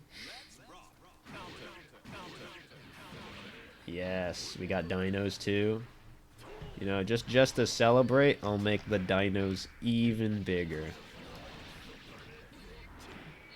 There we go. You gonna play or I only commentate? Yeah, I only commentate these ones. It's kind of awkward for me to play the game and stream like a variety of matches. So I generally just try to keep it as a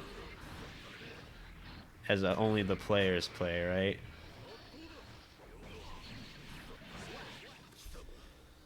The mess only gets worse if I have to like optimize things, cause I kind of organize tournaments like for the players. So if I really wanted matches to go fast, I would have to not put myself on stream as often. But then if I don't put myself on stream as often, I literally have to like have another person stream it, right? I have to put all my matches on stream because I'm on my PC setup, right? So it just slows everything down, and I'm not in a ladder format, which is why Pat can do it. But you know, I'm not laddering. I'm sorry, buddy. Our bracket's not big enough to ladder. Holy dinos, those are huge. They're like intimidatingly huge. If you get hit by another level 4 move, you'll jump scare. There it is. Oh, it's beautiful.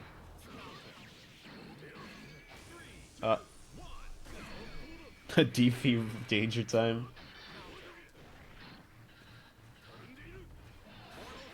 There it is. Look at them go. They're so beautiful. Oh, I don't know if you can you even destroy Task C with enough projectiles? Does that work?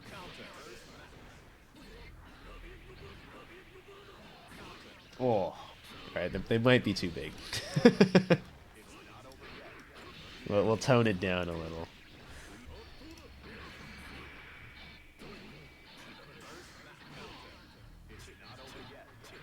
Oh, it's pretty scary. Well, I guess it's scary for both of them. That was a crazy Task B.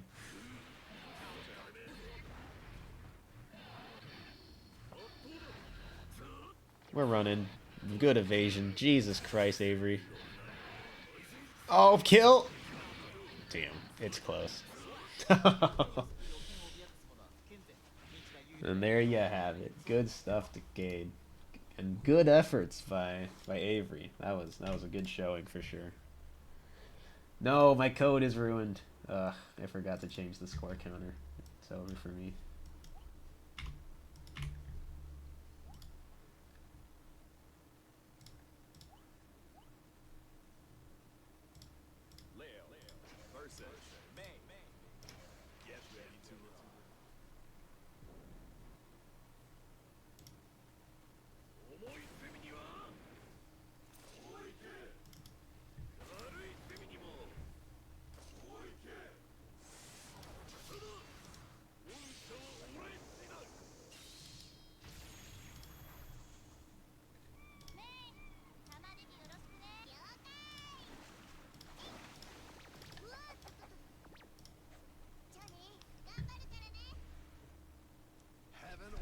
There we go.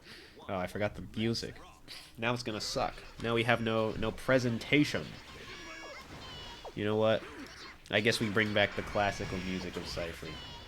Oh, right, I gotta change the title now, don't I?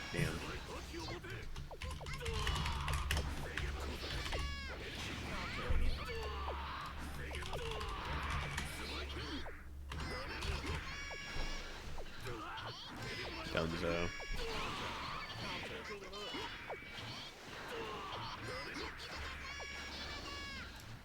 Oh, I know the perfect background music to add, and it's still gonna be video game music.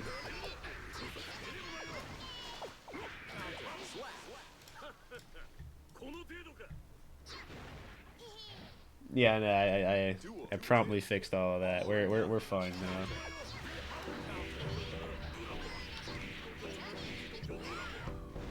There we go.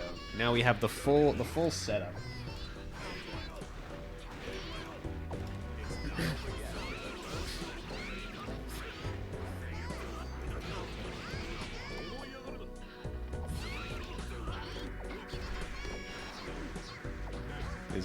I don't think this fits the aesthetic well, but it is an aesthetic now thanks to Krakatoa, right?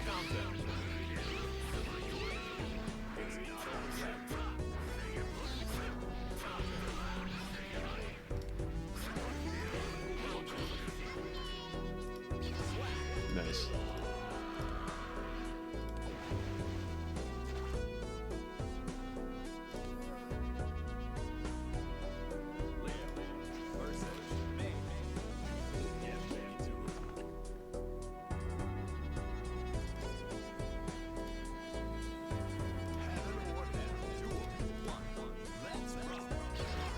I still have pinball? What the hell?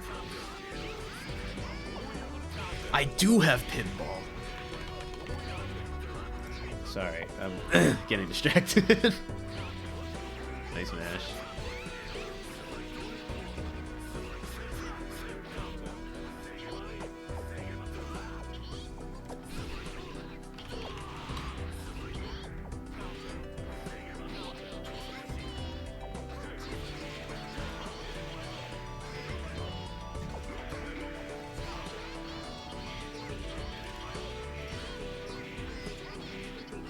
Nice. Oh yeah. Wait, this is the second match. I gotta call another one. Hold on.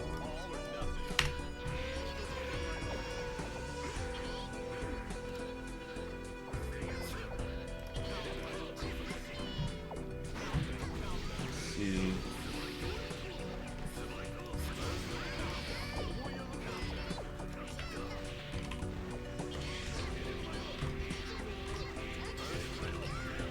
A lot. It's gonna be a Leo bracket for sure.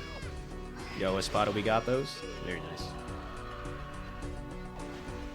Alright, now I get to flex the throwback that I have.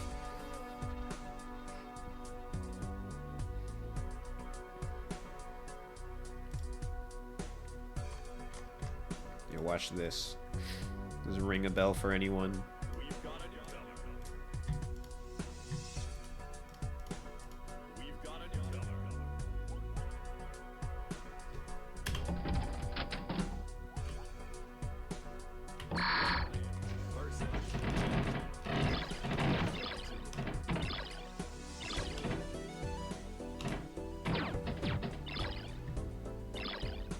Alright, that's enough of that.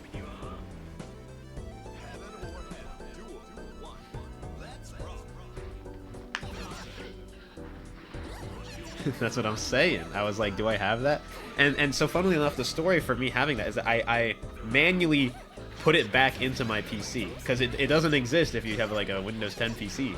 So I specifically found, like, I downloaded it online, the pinball game, and it still boots up the same way. Like, it like covers your entire screen with 3D pinball, and then it boots up a small ass window. It's awesome. Oh, good. OTG kill. Cade, definitely a very technical layout. I was like, what am I gonna say? What's the word? No, it's just the character they play.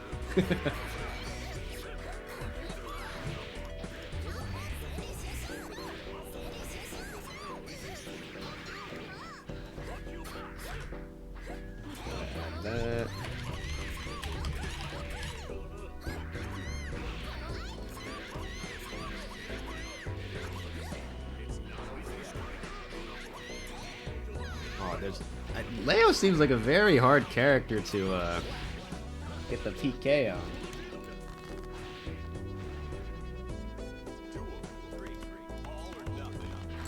It was awesome. Any gamers have good ears?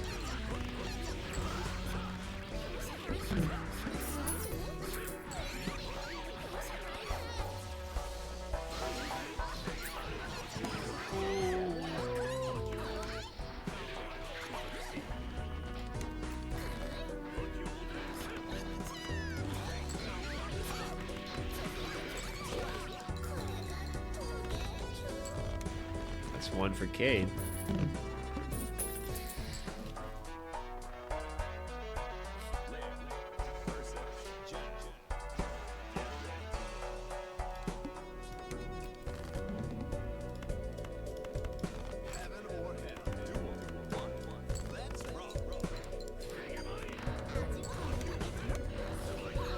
Oh, anti-air Gekirin?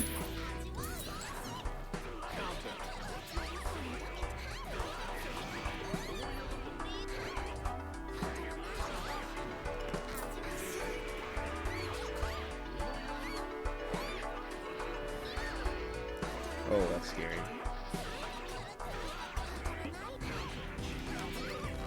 Dinos. Shout out to all my dinos. My friars.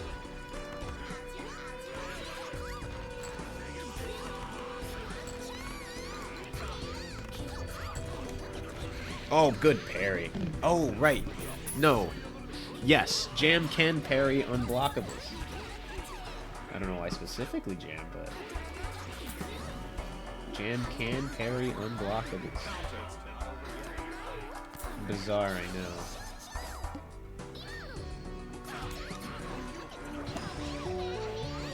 Everyone loves the diners.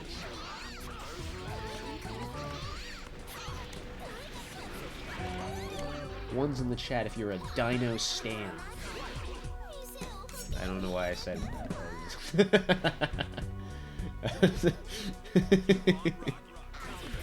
Yeah, I'm a real Twitch streamer now. Yeah, one's in the chat if you're a real dino head. Shout outs to all my dinos. You're a real one.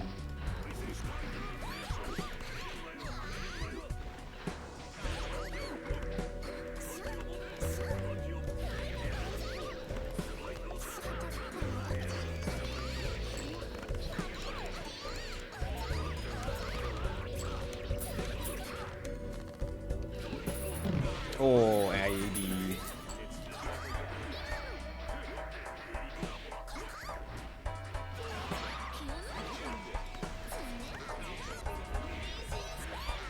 Are you dead? You are dead. Curses.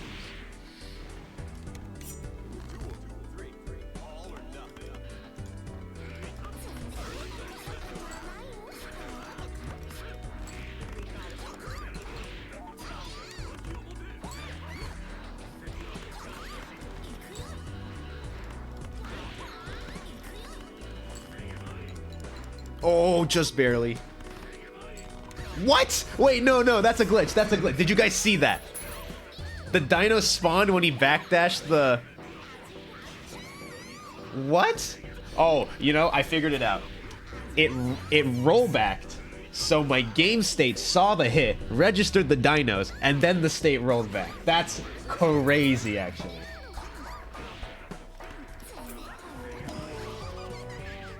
I cannot believe it works like that.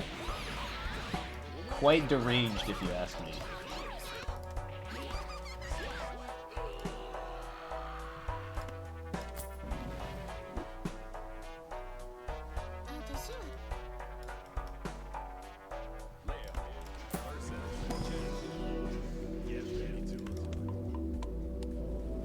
Alright, 1-1. I'm like... half of my brain is occupied. I'll tell you what. For what? I guess I'll never know.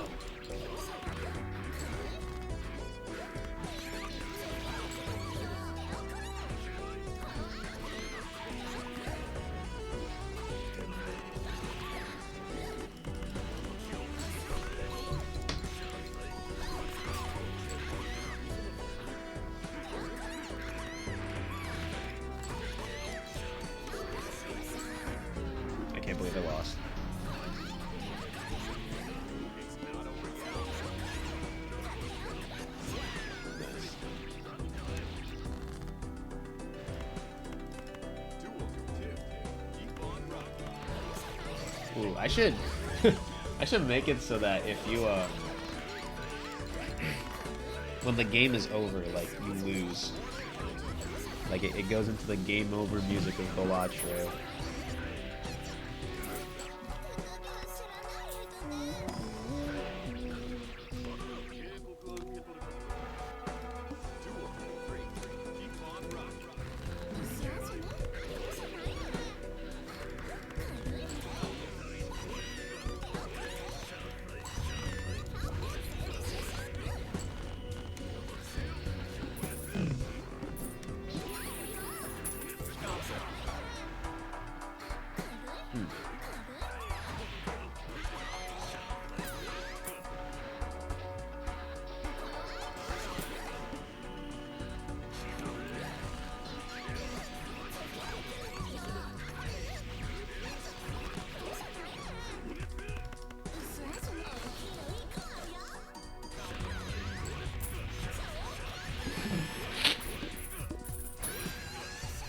Nice hello show.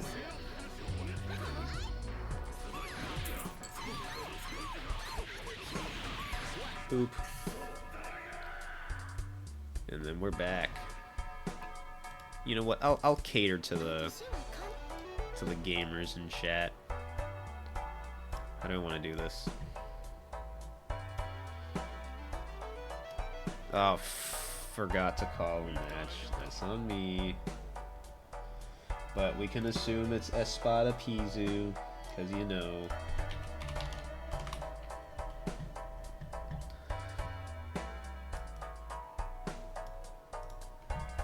Oh yeah, life is good.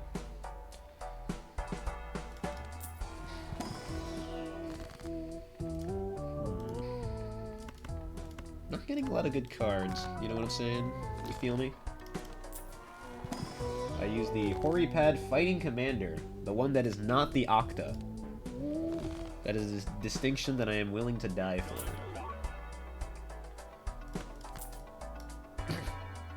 Thank you, Avery. You really know what it's all about.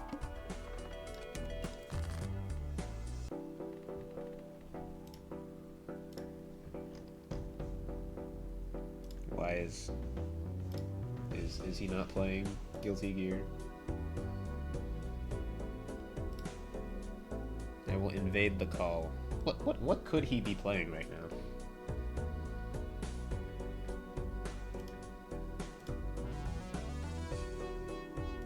Hello? You're late.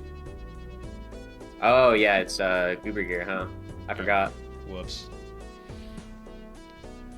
Alright, yeah, there you go. Use another call. Use the D-pad or analog? The Horipad only has D input, so that answers your question.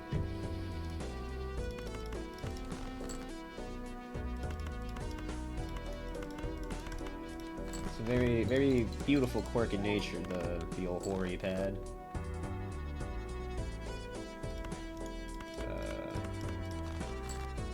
Uh-oh, this doesn't bode well for me. I'm gonna die.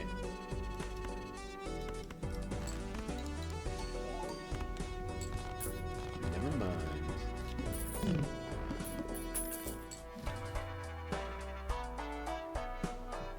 Bloodstone.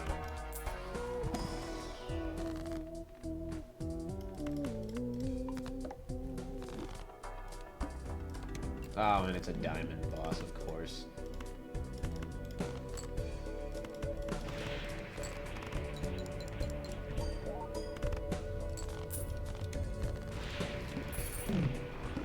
Well, now that we wait for our guy to get on match, it will be a bit of a while before he gets here.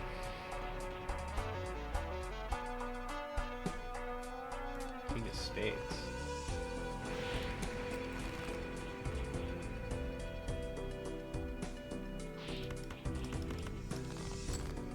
Can I really get away with a King of Spades?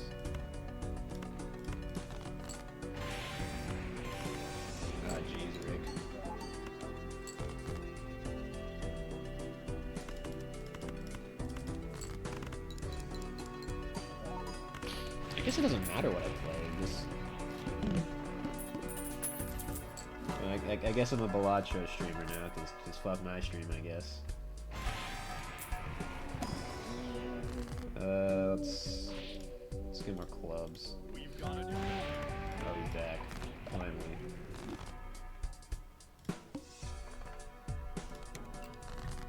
Sorry I'm late. Hello.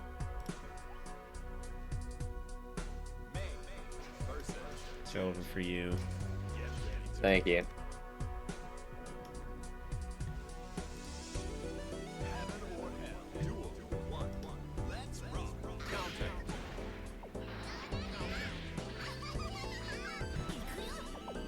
I don't really care if I get hit there. It's crazy. You don't care if you play. It's over for you. Good tech back. Yep, thank you. Roasted. Oh wait, that's minus.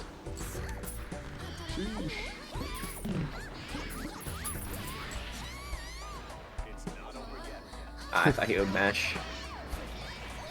Aye, aye, Captain. Oh, that's so punishable, Jesus. If I didn't... Traded negatively there? Owned. Stood up into it like an idiot.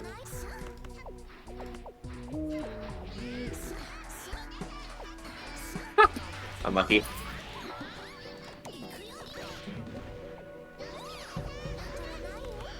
Yeah, there we go. Remember to crouch. Remember to crouch.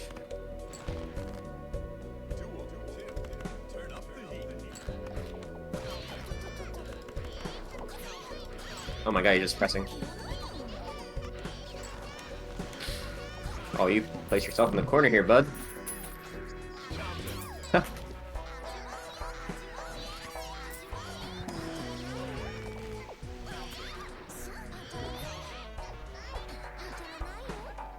Oh, I can confirm it? Damn. Shrimp confirmed. No, I jumped.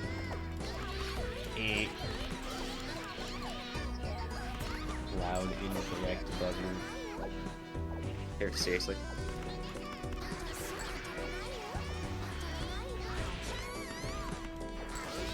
Oh, I don't have a card. This is bad. What am I doing? Why did I do that? I'm not thinking. Damn. I knew he would mash a low there, but I should not have burst back.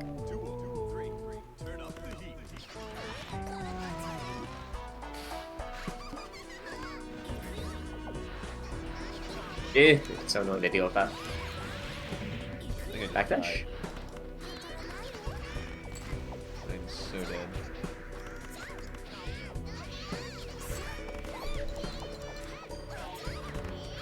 I can still do that to you, Spada. This is Sparta. Why are you saying that? It was a reference. Bet you didn't. I know it's a reference. I'm saying, why are you making that reference in current year? Because his name sounds like.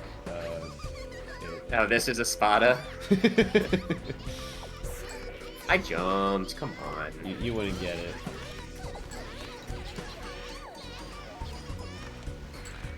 Bruh. That didn't whiff punish, dude. Yeah, thank No, you, Milk. I dropped. Thank you, Milk. I don't know You what- understood my struggle. Milk knew what I was talking about.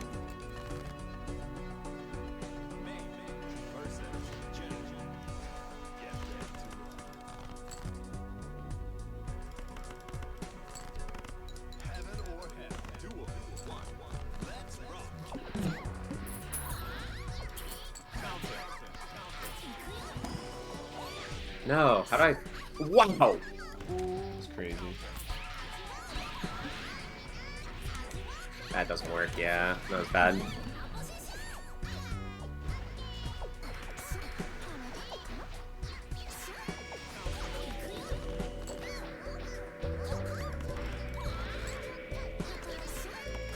Okay, I'll take that, honestly. It's a lot of meter to spend.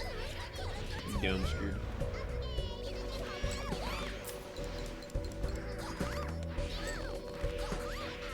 Is he dead? Not if I miss it. I have no clue what side I was on in like either of those interactions. I'm so dead. That was a cool interaction. Badger, badger, mushroom, mushroom. Please don't. Yeah, I'm just listening to the chat.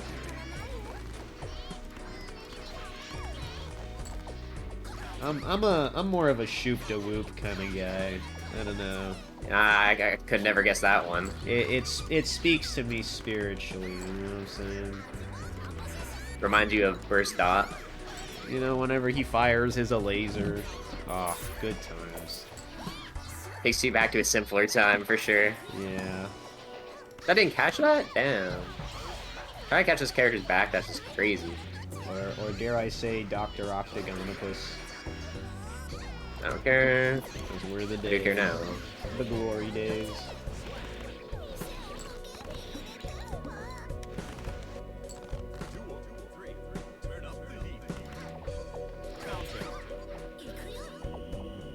Wow. Awesome. I didn't mean to do that, but...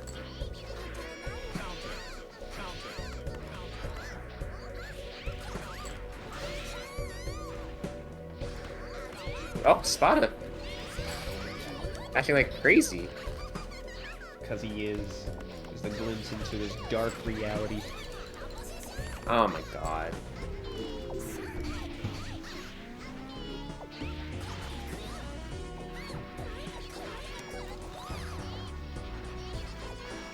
Oh, nice anti-air. Like, actually, that's really hard to do on May. May can't anti-air. You're crazy. No! Oh! I got owns. I got text. Alright, use the spot.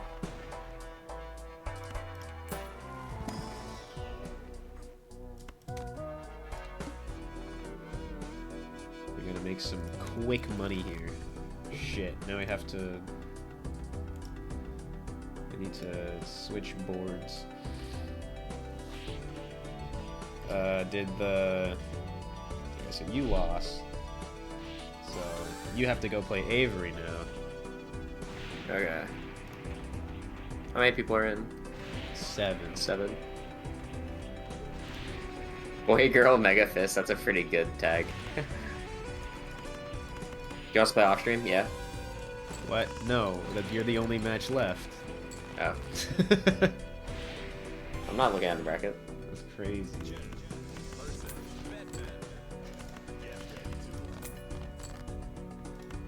Alright, this character. The Beggar's I don't- Bazaar.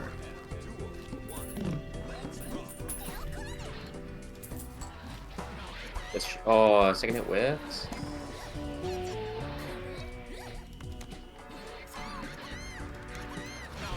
Wow, traded. Wow, that hit.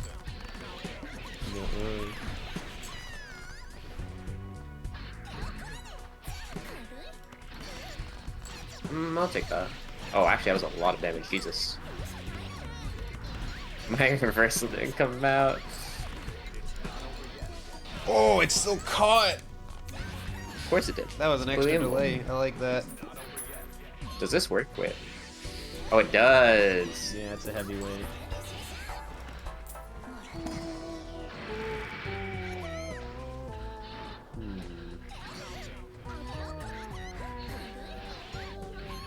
Yeah, if you're gonna do that, Avery, you do have to be mindful of if it's not gonna counter hit. I will air throw you. You'll get air. That was a threat. Wow. Nice 6H catch.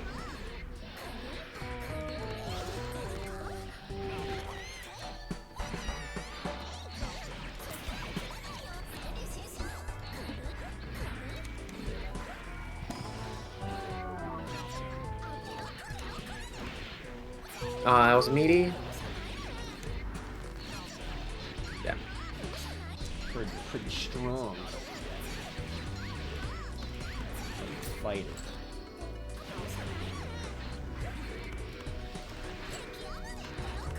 I thought we'd jump back or something. It's at those kind of ranges, I don't really know what to do on Gem. I guess you kind of just Baku shoot. I don't know the answer. I just got here. Oh wait, that was crouching. I actually don't know the difference between his crouching and normal, or his crouching and standing stance, because it's like not one I have to worry about on Venom. Yeah.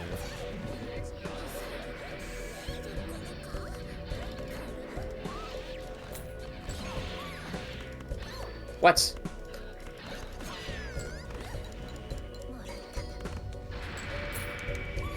Wow.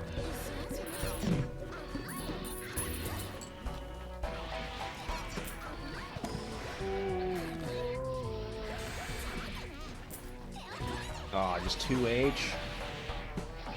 Straight on the dome. Oh, he wanted a reversal for sure! He totally wanted reversal. Denied.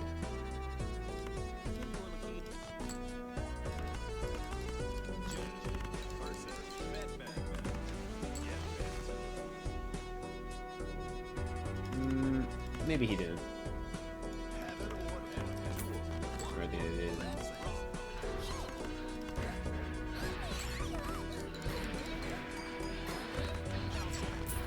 Oh my god. It was a good run, mail-in rebates.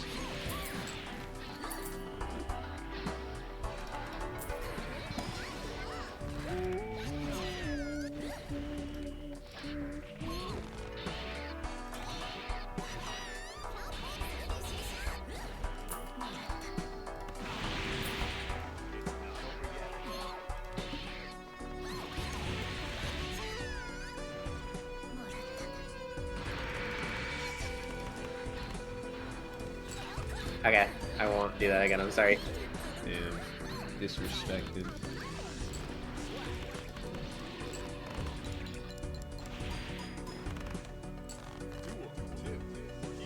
Backdash? Yes.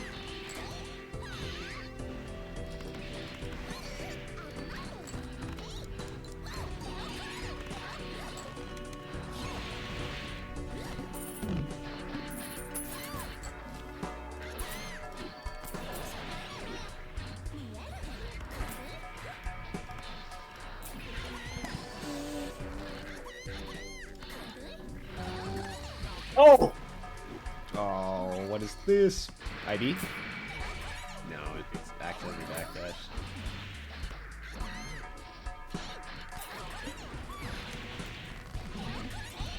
Right, he's dead. Wow. I kind of fumbled that, but it worked out. I need to remember that after you hit counter hit H puffball, you can just do counter hit. You can just do H puffball again. Bruh. It's like the good route. I always like see them wall sticked and don't know what to do. Don't know wall.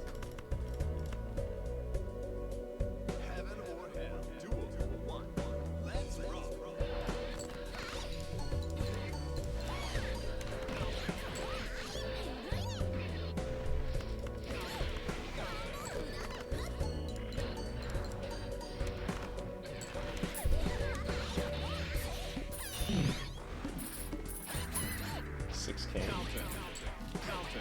Jesus, trades. What? I was on that side? Did it not look like to you like I was on the other side? Nah. You're capping. I'm gonna gaslight you.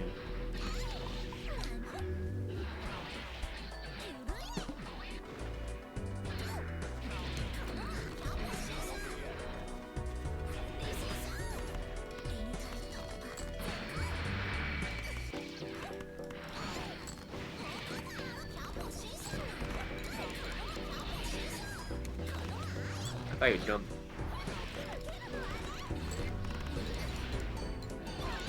Uh-oh, that's bad.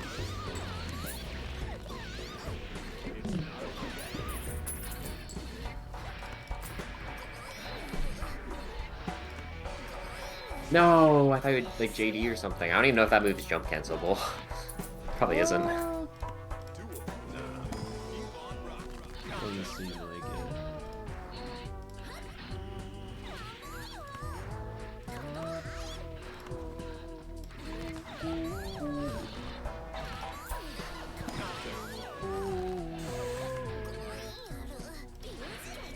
Fine, nice block.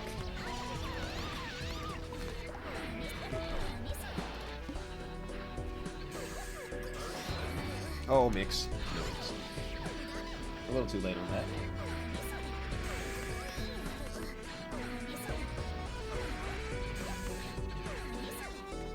Oh, I thought that would punch for some reason. Ah! Dead man. Man, I'm dead.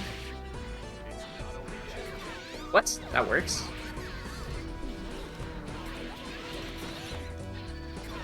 You know what that was. Oh, I didn't cross up. Nice. GG's. I don't care to elaborate.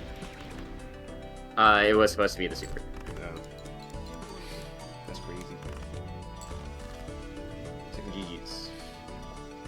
Quick bathroom break.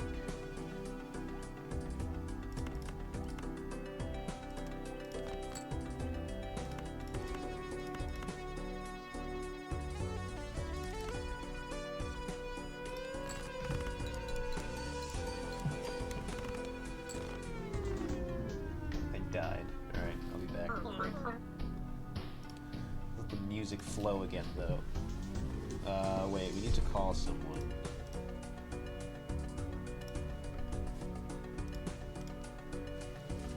Let's get a spot on Milk on the stage. Yeah.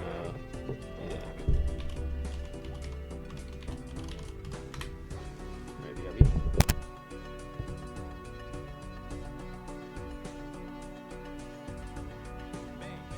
Versus Jen. Get ready to Alright, Milk, show me how to play this matchup. I should probably look at the chat, huh? Let me get my phone.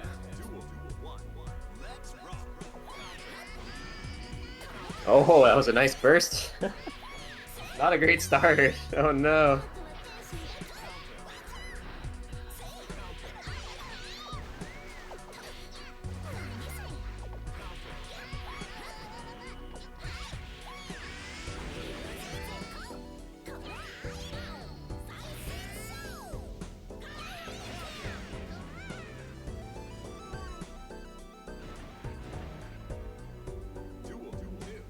turn up the heat.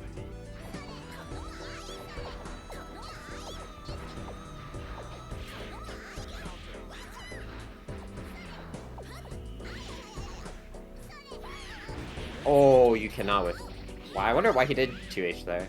Maybe he did bait the DP? I'm back. So Milk, something I've thought about with Jam. Oh, nice reaction. Oh, that's awkward. Something I've thought about with Gem is like in a lot of situations where like long distance you want to 2D, I feel like you can just 2A, or sorry, where you want to 2D you can just 2S. Because like it feels almost better in every situation to 2S if 2S is in range. Oh, that was not a great DP. Dead? Oh, the boys.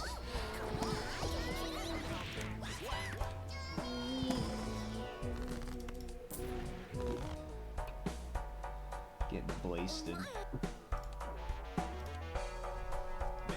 Like the thing about like 2S in ranges where you want to use 2D to me is like on block. I mean, I guess you can jump cancel 2D, so it's a little different. But like most of the time, jump canceling 2D is like not. I mean, it's an option, but you don't want to do it like every time, obviously. And then like 2S is like it's minus. You know, if you whiff 2S, you're functionally like -9, right? Because it's like they have to press after your active frames and you have 9 recovery, right?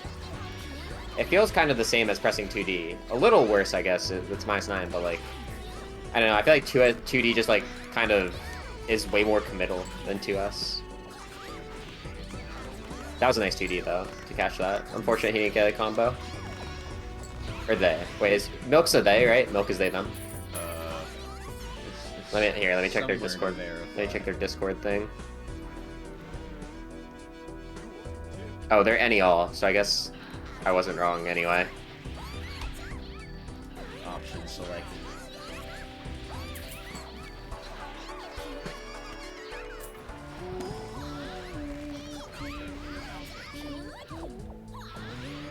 Get options selected, idiot.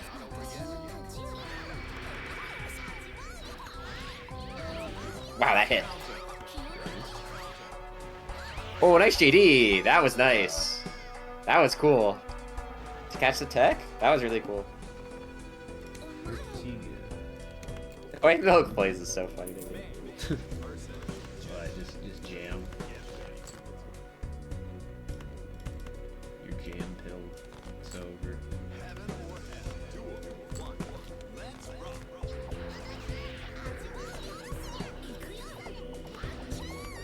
Wow, what? Why that whiff? Maybe TK, TK region or something? Oh, weird burst.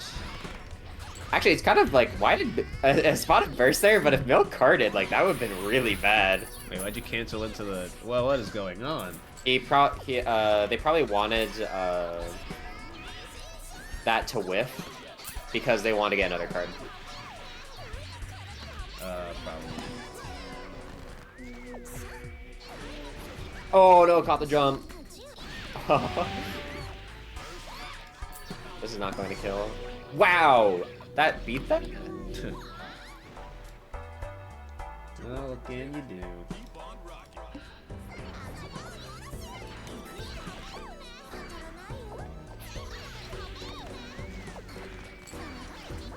Oh, that was probably supposed to be a parry, that 5p. Whenever I see gems with 5p at like far / distance away, I always assume it's just a missed parry. Jesus. Honestly, I would probably take that. That does not feel that bad. Misses up. That's sad. The side swap messed up things. Jason Bourne. Reversal. Oh, I would reversal there and Oh, died. we're in. And we're out.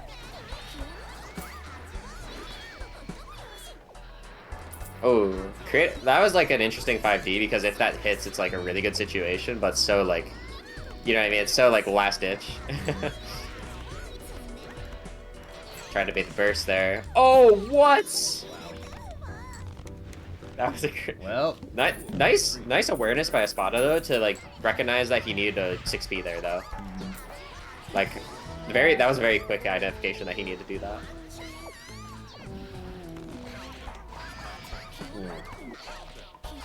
Oh, nice 5P. whoa. Incredible. Nice pickup too. That was like max range. I love that gimmick, dude. It's one of my favorite Espada-isms. It's that and the, well, there's like things that like only Espada does, like the, you know the Oki where like the 5D flash shows up under the ground? Oh, yeah. That's an Espada-ism, right? Only Espada does that. And like 6H wires, charge 6H YRC is another one of those.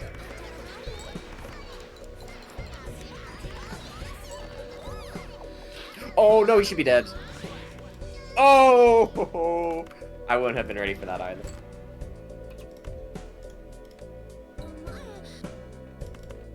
Unprepared for the gimmick.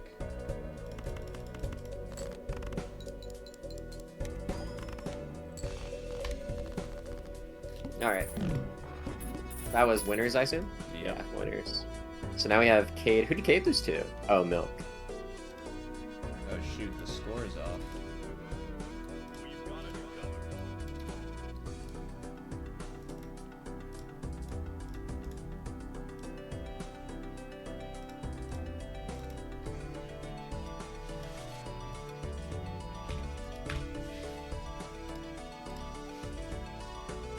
Nice.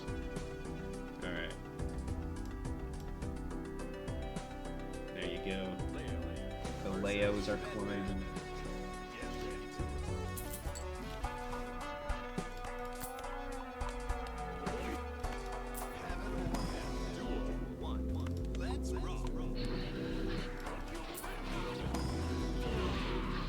So I imagine Leo does quite well in this matchup, right?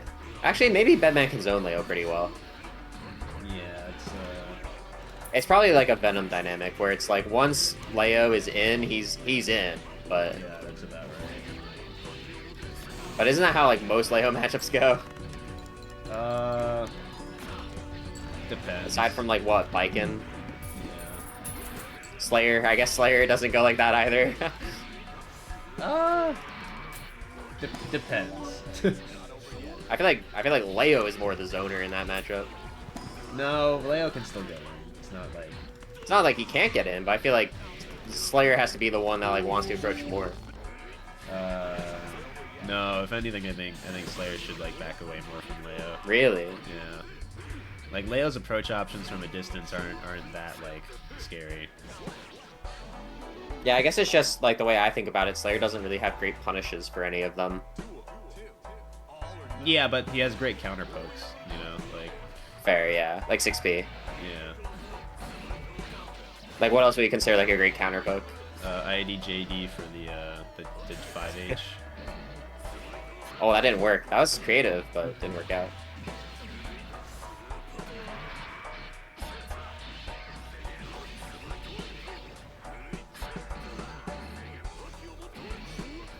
That's what I'm saying, Adapt.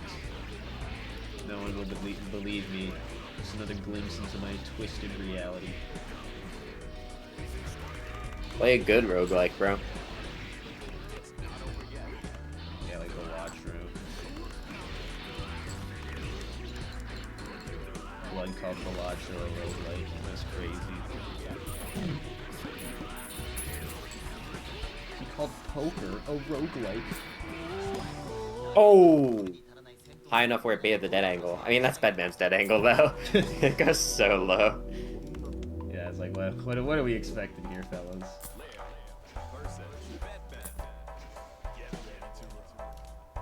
The tooth.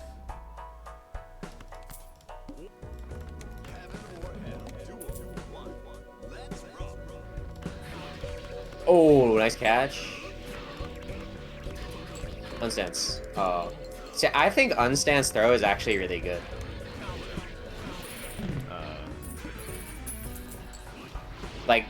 Like on Oki, just doing unstance throw, I think that's kind of underrated. Like, there is no way Avery is teching a throw there, or like jumping or anything, you know what I mean?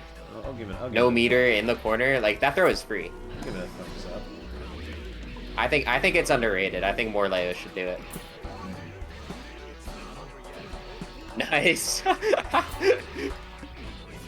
Yep, nice pickup. Oh, we meatied, so we're getting hit. This is actually kind of a bad situation for Cade. Has to find a way in. Oh, nice. We just pressed the pause button. D when I pause.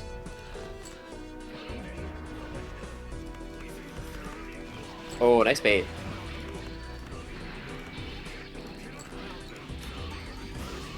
Yeah, you can't press after that. Oh, nice bait! Okay, Cade. Oh my god, I'm gonna lose. No, just charge blitz, please. Or just tap blitz, rather. Please, speed, I need this. Oh.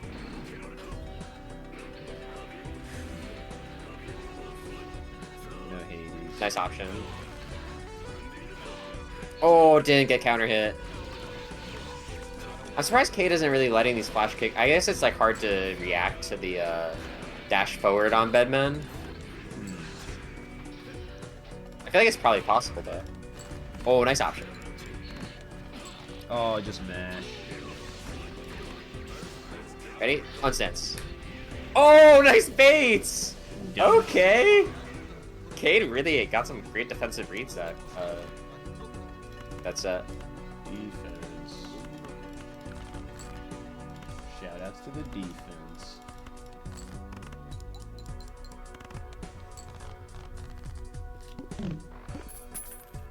Whew. That was pretty sick. Do you get to see Cade and Espada now? I believe so. God damn, these cards suck. Leo versus me. Get ready to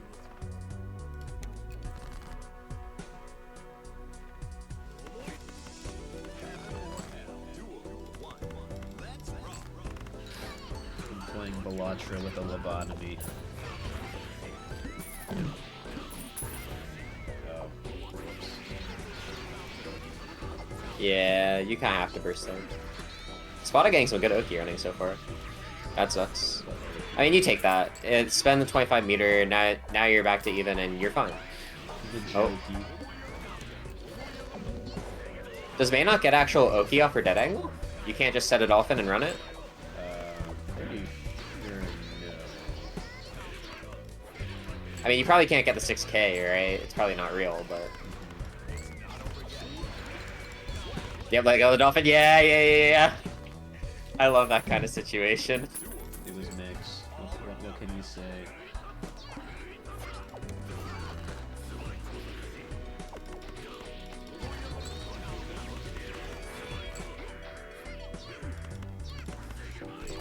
Wow. Both whipping our far slash and 5H. Nice jump. So yeah, that's the one thing about like May's Oki, is like if they DP, like the safe jump is like the dolphin ruins your bait. It's really annoying. Yeah. I mean, I think what you have to do is you have to FD with the with a button that you're not using to hold the dolphin, but it's awkward. Would you get RC actually? I don't think so.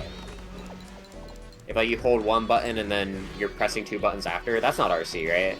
Otherwise, Zato would be unplayable. Yeah, that's Nice punish. Spot's playing pretty well.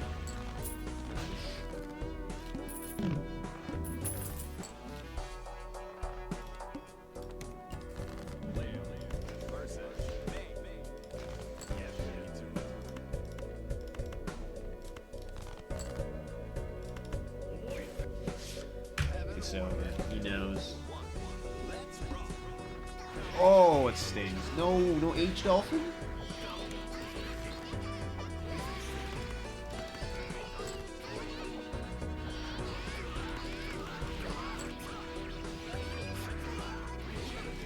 Oh, what?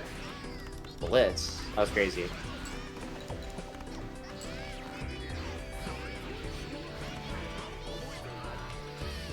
I feel like as a community, we just need to make believe that, like, yeah, there's the Espada! That's the Espada!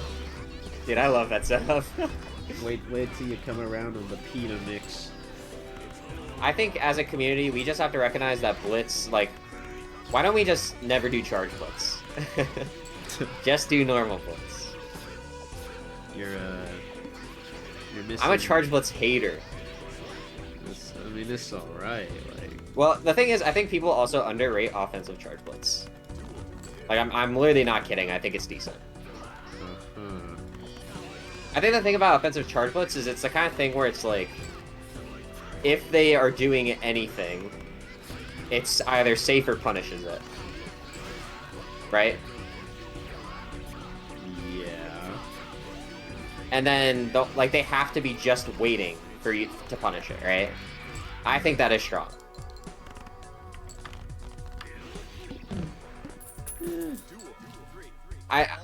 It's definitely an option I do sometimes, and people think I'm being disrespectful, but, like, I kind of just do it because I think, like, I'd want to deal with MASH without the jump being too good.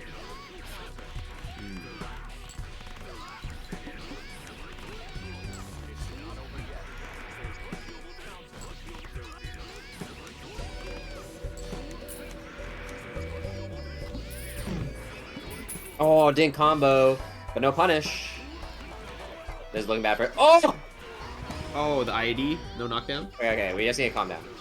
Just don't give counter hit openers yet. When I knock down.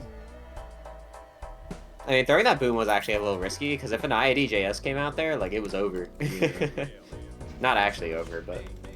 It was over. You can admit it.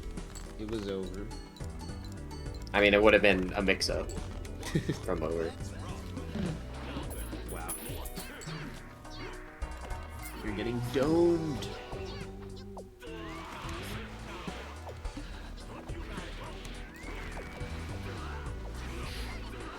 Wow, nice whiff punish. We have like 5 buttons.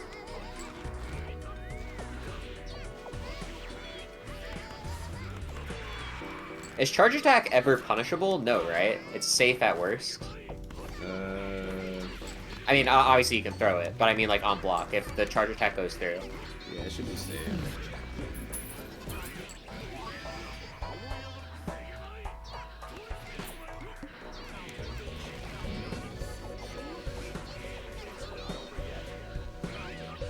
Oh, ouch.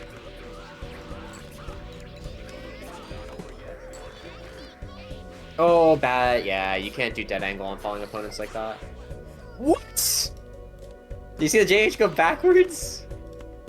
Yes, I'd be kind of tight if I was a spot over that. I mean, it's the way the cards fall. You gotta hold that. Nice. Very brave going for the 6k. I would have thought DP was coming. Oh, that's probably not worth it. Does a lot of damage though. I remember Brendan saying that it's never optimal to go for that. Because it's like always better to like route into whale. But I guess maybe the route into whale is not possible there? Like with that late into the combo? Oh, catches the backdash! Cade is running a really good, like, getting all the right reads. And that's what you gotta do when you play Leo. You get the kill. It's for all the schmucks.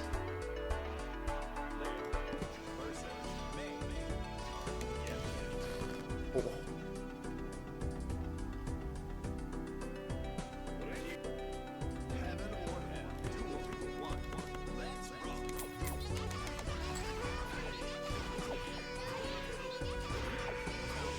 Oh my gosh, the footsies.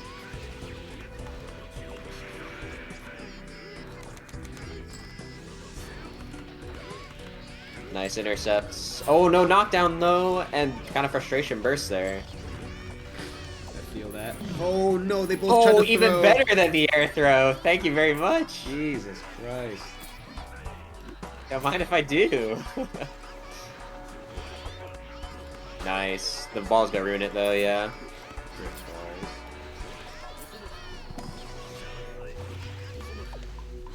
Oh, nice dive.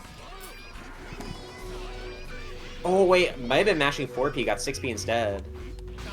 Ouch. Oh, this doesn't bode well for Cade. Oh, nice read. That was actually nice by Spada. Yeah, you can just go under it. Nice check.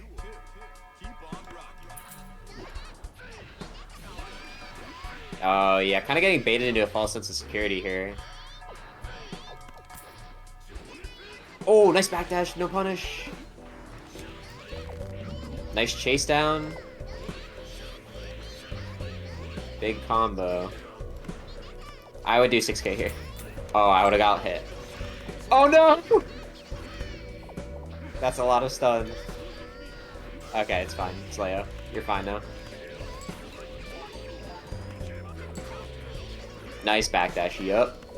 Nice, and the 3k RRC, the May Classic. That's how it works. Is it how it works? That's 2-2, right? Yep. According to my score, my programmably calculated score.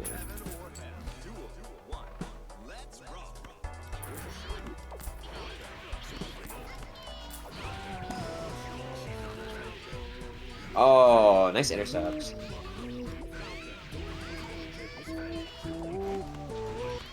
Oh no! I think the one thing that I think, like, the way Cade plays, she kind of relies a lot on, like, on booms. And I think, against a character like Mei, it's probably not as effective. Well, I say relies a lot. I would mostly say, like, that is, I feel, a lot of times when they get in, like, as opposed to, like, Lotus, right? Lotus, their approaches are more so, like, you know, backdash 5k, or, like, run up 5k, or, like, something like that. Whereas Cade usually approaches behind the boom. I would say that's, like, less effective against Mei, right? Yeah, probably. Because Mei wants it. Mei kind of wants the neutral to slow down. Nice. Yep. Knows the spot has been mashing there. No bait on that. That's fine. The 3k works anyway.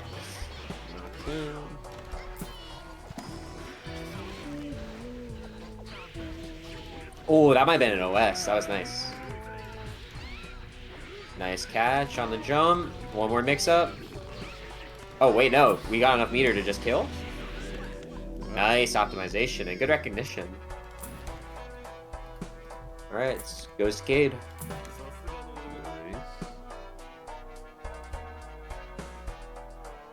Ooh, it's so scary.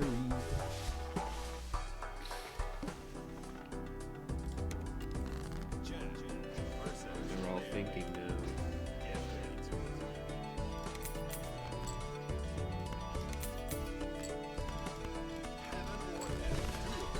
It's a Thinkums game.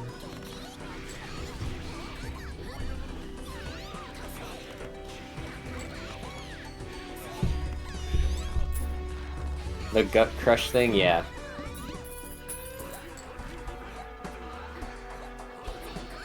Oh! Crazy interaction. Oh my. Oh my. I wonder what Milk thinks about this matchup. I know this is like, this matchup is a topic of debate amongst Jam players. The Jam intelligentsia have arguments about this matchup, whether it's really that bad or if it's like actually okay for Jam. I mean, a lot of like I know Bismarck says this matchup is not that bad, and Bismarck plays against Glacial, right? Mm. So make of that what you will. Maybe I will. Oh, goes for the double PK route, doesn't work out. Nice. And nice punish. That was off. Oh, sad. Double PK, nice.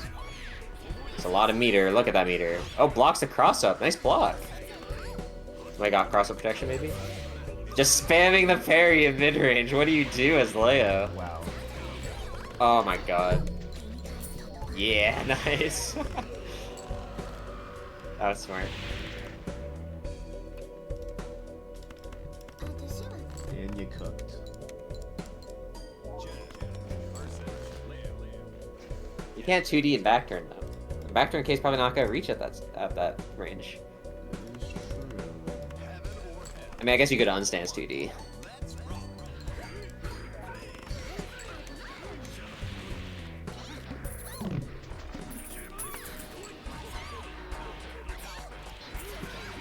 Oh, nice baits. Unstance. I would unstance turn. I probably would have died for it though. Nice. Oh, probably want a different like kind of hit there. I don't think she wanted the late hit. Oh my god, 5H. Oh, the Nice chase read on down. the go. So many reads. Wonder what the YRC was interesting. I guess it was to catch the parry, right? Mm-hmm. Bait into parry and then just YRC and punish it. Yeah. But even if you like punishing the parry is kind of annoying like that, because like most of the time her parry's just gonna come out anyway, like the follow up. Mm.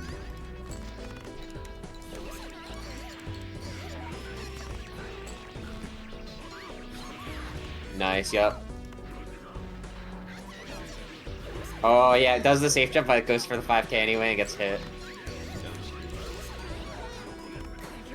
Nice block.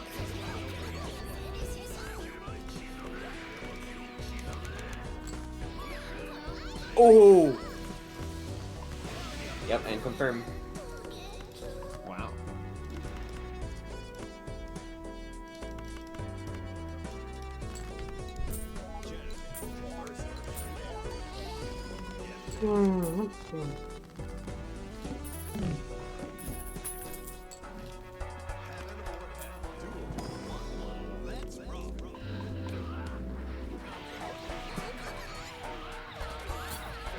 Knockdown. Nice, yeah. Like, really dissuading Milk out of these parries. Yeah, there's another parry blown up. There's another parry blown up. Ouch. Is this death? Not quite. With the drop. Wow, it goes for another reset? Excuse me? We're just trying to reset over and over and over again. That's the character with a flash kick. Turn up the heat.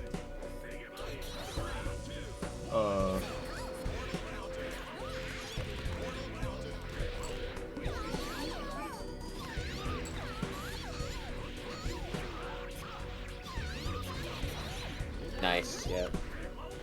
Nice throw tech. Oh, just mashing on 5H. That's 0 on block, right? 5H. Jam 5H? I'm pretty sure it's 0. It's not plus, is it? I'm about to look this up and it's gonna be plus. There's no way. It's +1! What? That button is +1? I mean, I guess you usually get pushed out so much that doesn't matter, but... Damn. I didn't know it was +1.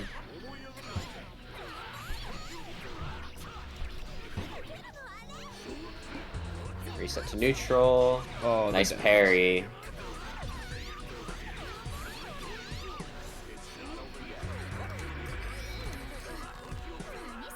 Oh, very dangerous parry there.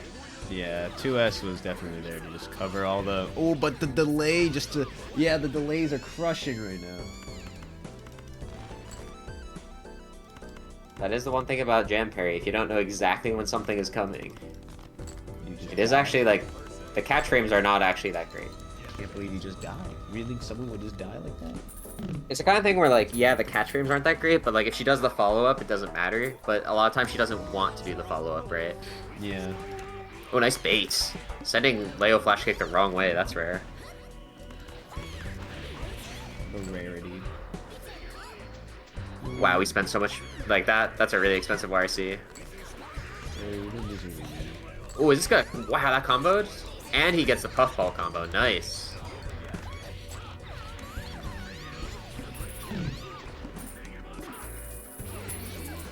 That's fine. Spent a lot of meter. Yeah, and see, like, committing to the parry is so scary. Unless you lock in. I mean, the parry was still scary. What do you mean?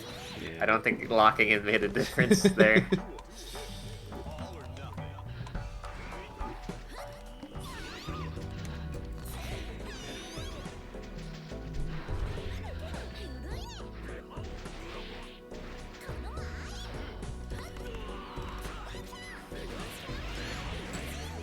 Oh, nice. Is that worth it, though? You don't have a card now.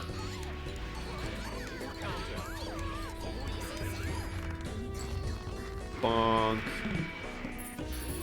Oh, I don't know about that. It's a lot of meter. So can someone test this for me? I noticed that, like, the frame data on the super puffball is not punishable, right? I'm pretty sure it's plus, question mark? But when I air IB it, I'm able to punish it, so...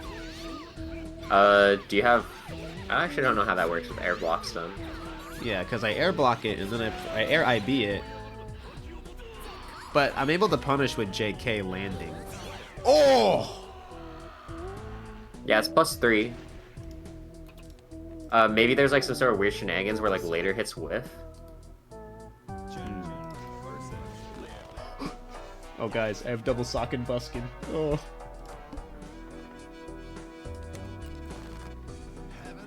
If only chat. I know air IB reduces blocks on more, but is it really enough where +3 goes to punishable? That seems like a stretch, right? Yeah, that's what I was mumbling. Like, that'd have to be like -8 frames, right? Like, at least. Like, not considering the time it takes to land.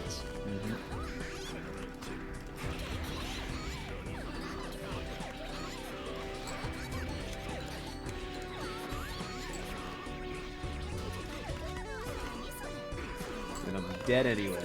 Are you sure you're punishing and they're not just mashing? No, I've tested it in the lab. Weird. Yeah, maybe it's some weird like late hits whiffing or something. Air IB reduces block stun more. Is that true? I've never done that before, so I can't confirm nor deny. Let me see if I can find like a... Oh my gosh, I pressed the wrong button and now I'm in like the developer tools. Yay. become a developer. Air instant block level 4 gives you -8. What level is this super? It's not level 4, that's for sure. No. It's level 2, so you get -6 from regular. But that would still only leave you -3, that's not punishable. You can lab it, that's what I lab. Do you have, like, the frame tool? Well, frame tool probably doesn't work with it, because it's not gonna, like, give you... because you're in the air. Yeah. Maybe. Wait, does frame tool not work in the air? I don't think it'll give you, like, a good reading of, like... It might give you, like, once you're grounded, your frame data. But, I mean, maybe that's what you want. I don't think... Wouldn't it be once you're actionable? I don't... Correct me if I'm wrong here. I don't know, sometimes it gives me readings that, like, don't seem correct when I'm airborne. Let's see. But I might also be using a different tool. I don't know what tool you use. I mean, I haven't used frame tool, so... Can't confirm nor deny. What? There's definitely a better combo than that. Nah. I lose. Oh no, we're like spaghetti right now. Wow, the idea. What was that? Region PRC Blitz? Come on, Milk.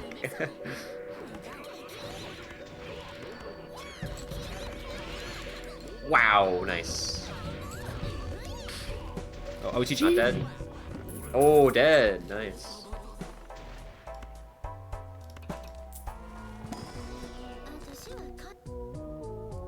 Oh, this is it. Spades! Sorry. Alright, you gotta play Thug Finals. Wait, it's over? Yeah, Milk won. Shit. Alright, I guess I gotta play Milk now. Are you gonna go your Axel against Jam? Hold on, I'm cooking here. I need to do this. Yeah. Get this guy off Elatro. No, that's not the point here. You don't understand. And then we'll That is so goofy. and then we'll move this. You're ruining your layout for a bit. Yes, sir. There we go.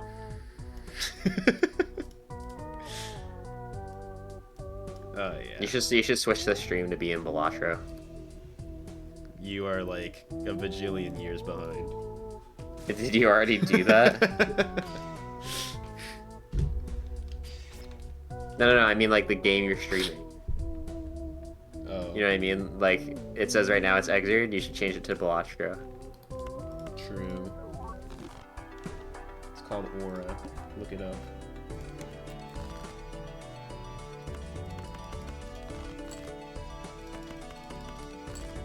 Alright, Milk, we ready? We ready to tussle? Tussle with the muscle?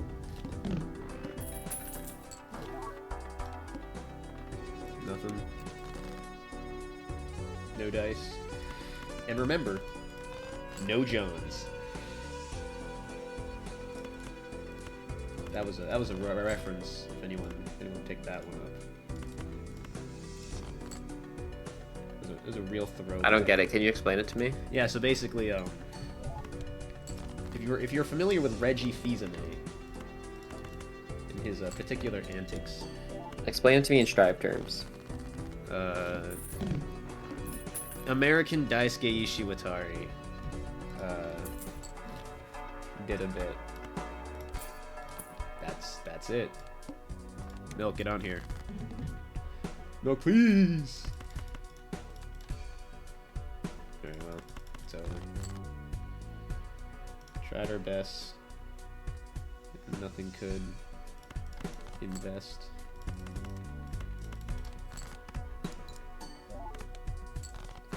You know what I kind of like hate right now? What? Everyone who plays Street Fighter 6 is like, dude, she's mid. Okay.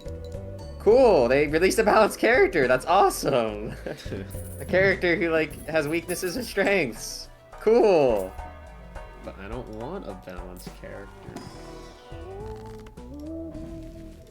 I don't know, to me it's kind of like people are like complaining that the character's balanced. If the character at least broken, they'd be complaining too. Like, True. I hate Street Fighter players, man. And yet you play it. Curious. I don't play Street Fighter. Oh, curious. I remember I was looking in like, I think it was like Brian F's chat or something, and someone was like, "Oh yeah, they need to like in the next patch. I hope they give Maya plus normal." It's like, dude, you're talking about the next patch she just released. I hate these people. They're so patch hungry. It's been 3 days. Please, a patch, please. I love patch. We need a patch. What will I do if the button doesn't say plus?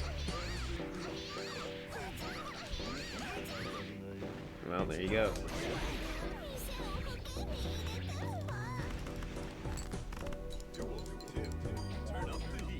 Good thing plus frames don't mean anything to Slayer. Oh, that beats it. Holy shrimp. Oh, it buffered. Hello.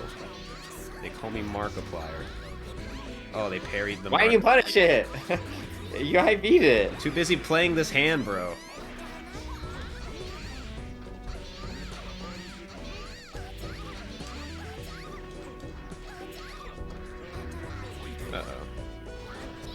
Uh-oh. That was an interesting interaction. Alright, we know what's coming. Hello, everybody. My name is Markiplier. Oh. What? I can't That believe was crazy. lost.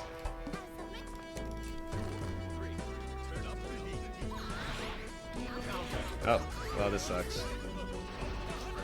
Alright, well. Spending their Regen right away might not have been the best choice. Also true. Nice low blitz, though. Oh, Tsukiyomi. it hurts. Oh, it stings. Oh, nice. And into the PK combo, that's huge. Oh, but it OGGs. Wow. Uh-oh, we spent our card. Wow. Oh no, you're about to have burst. I don't want to see this. What the fuck? Wow. This hit. When you win, Yep. you have to yell Balatro. That's my new Guilty Gear rule of the day. Alright, GG's. That was BG's. Did you yell Balatro when you won or lost? No, that's why I lost. Oh, tragic, honestly. Alright, now that this is a bona fide Balatro stream, we can actually play the things that actually matter in life. You know what I'm saying? Yeah. Life is good. We play these Balatro hands. It was crazy. I was playing while playing. It was crazy. You should have seen it. You should have been there, is what I want to say. Time to go. Oh yeah, you're right. I gotta lab that interaction. See, watch. Let me show you what I mean. I be the someone. Jarvis, give me the name. Give me the name of that super. I mean the real name. The canon name.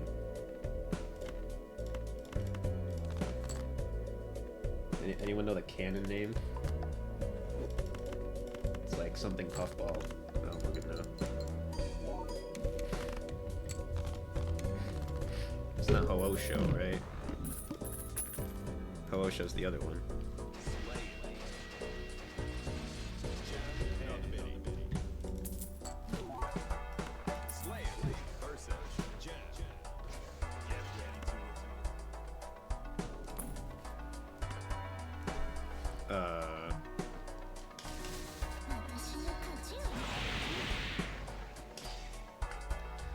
Alright. Now that we got that downloaded.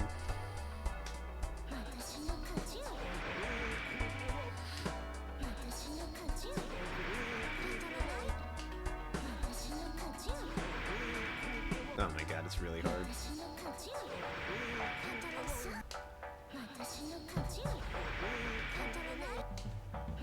Am I doing it too high? Yeah, I'm like landing into it. Jesus.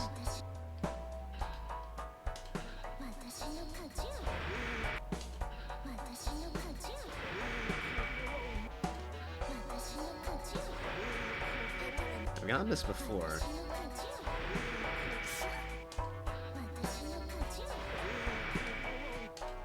Did I just cancel? Bro, I'm gonna get this. Whether you like it or not.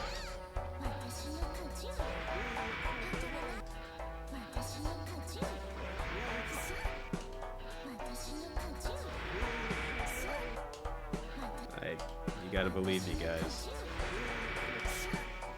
You gotta believe me, I've gotten this before.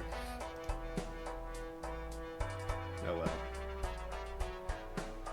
Yeah, there was I usually get this a lot where I'll play against Jam, and then when I block it like this, it's like really plus. But I guess for proof of concept, I should just go for 5p, right? Oh, that's also hard.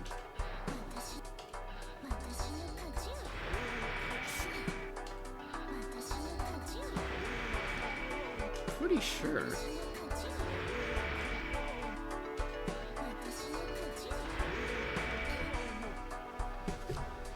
I don't know. I get it a lot. And I got it once during the lab, so maybe, you know.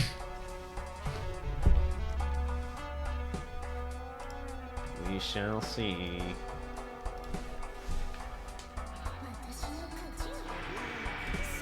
Yeah, no, not JD either.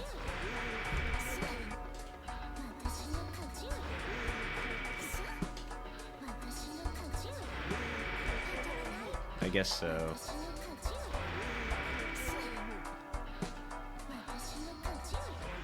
Oh. Imagine. Alright, well. I guess I'm debunked. It's over.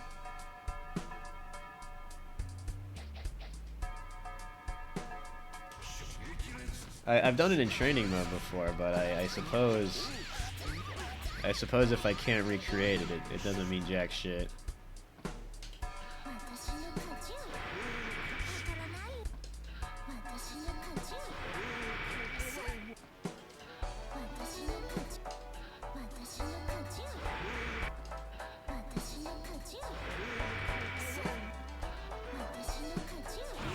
Oops.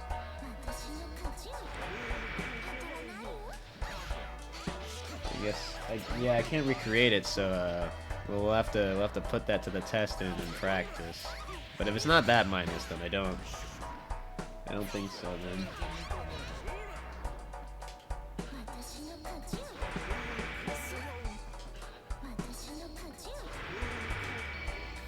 Truly. Alright. Well, debunked for now.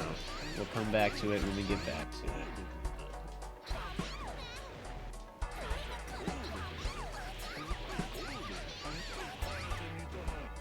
Alas. Alright.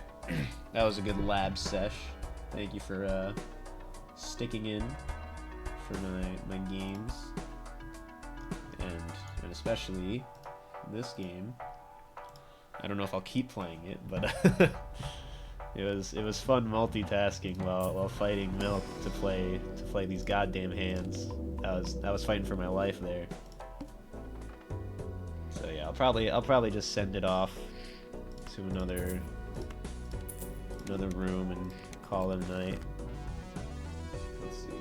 Who should I send it to now? Anyone want to keep watching streams, bro? We got Irene streaming Halo. This is awesome. John Numbers playing Puyo Puyo Tetris.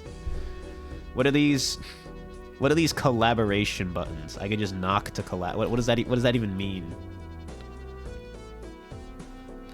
I can collaborate with Georgia Strive. This is awesome.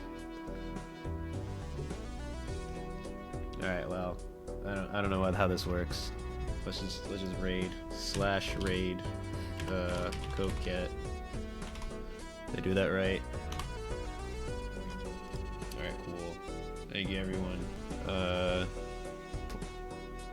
Live your life, study game theory, and I don't know, do some motherfucking K-level thought processes. Yep, that's it. We're stealing that. Thank you, guys.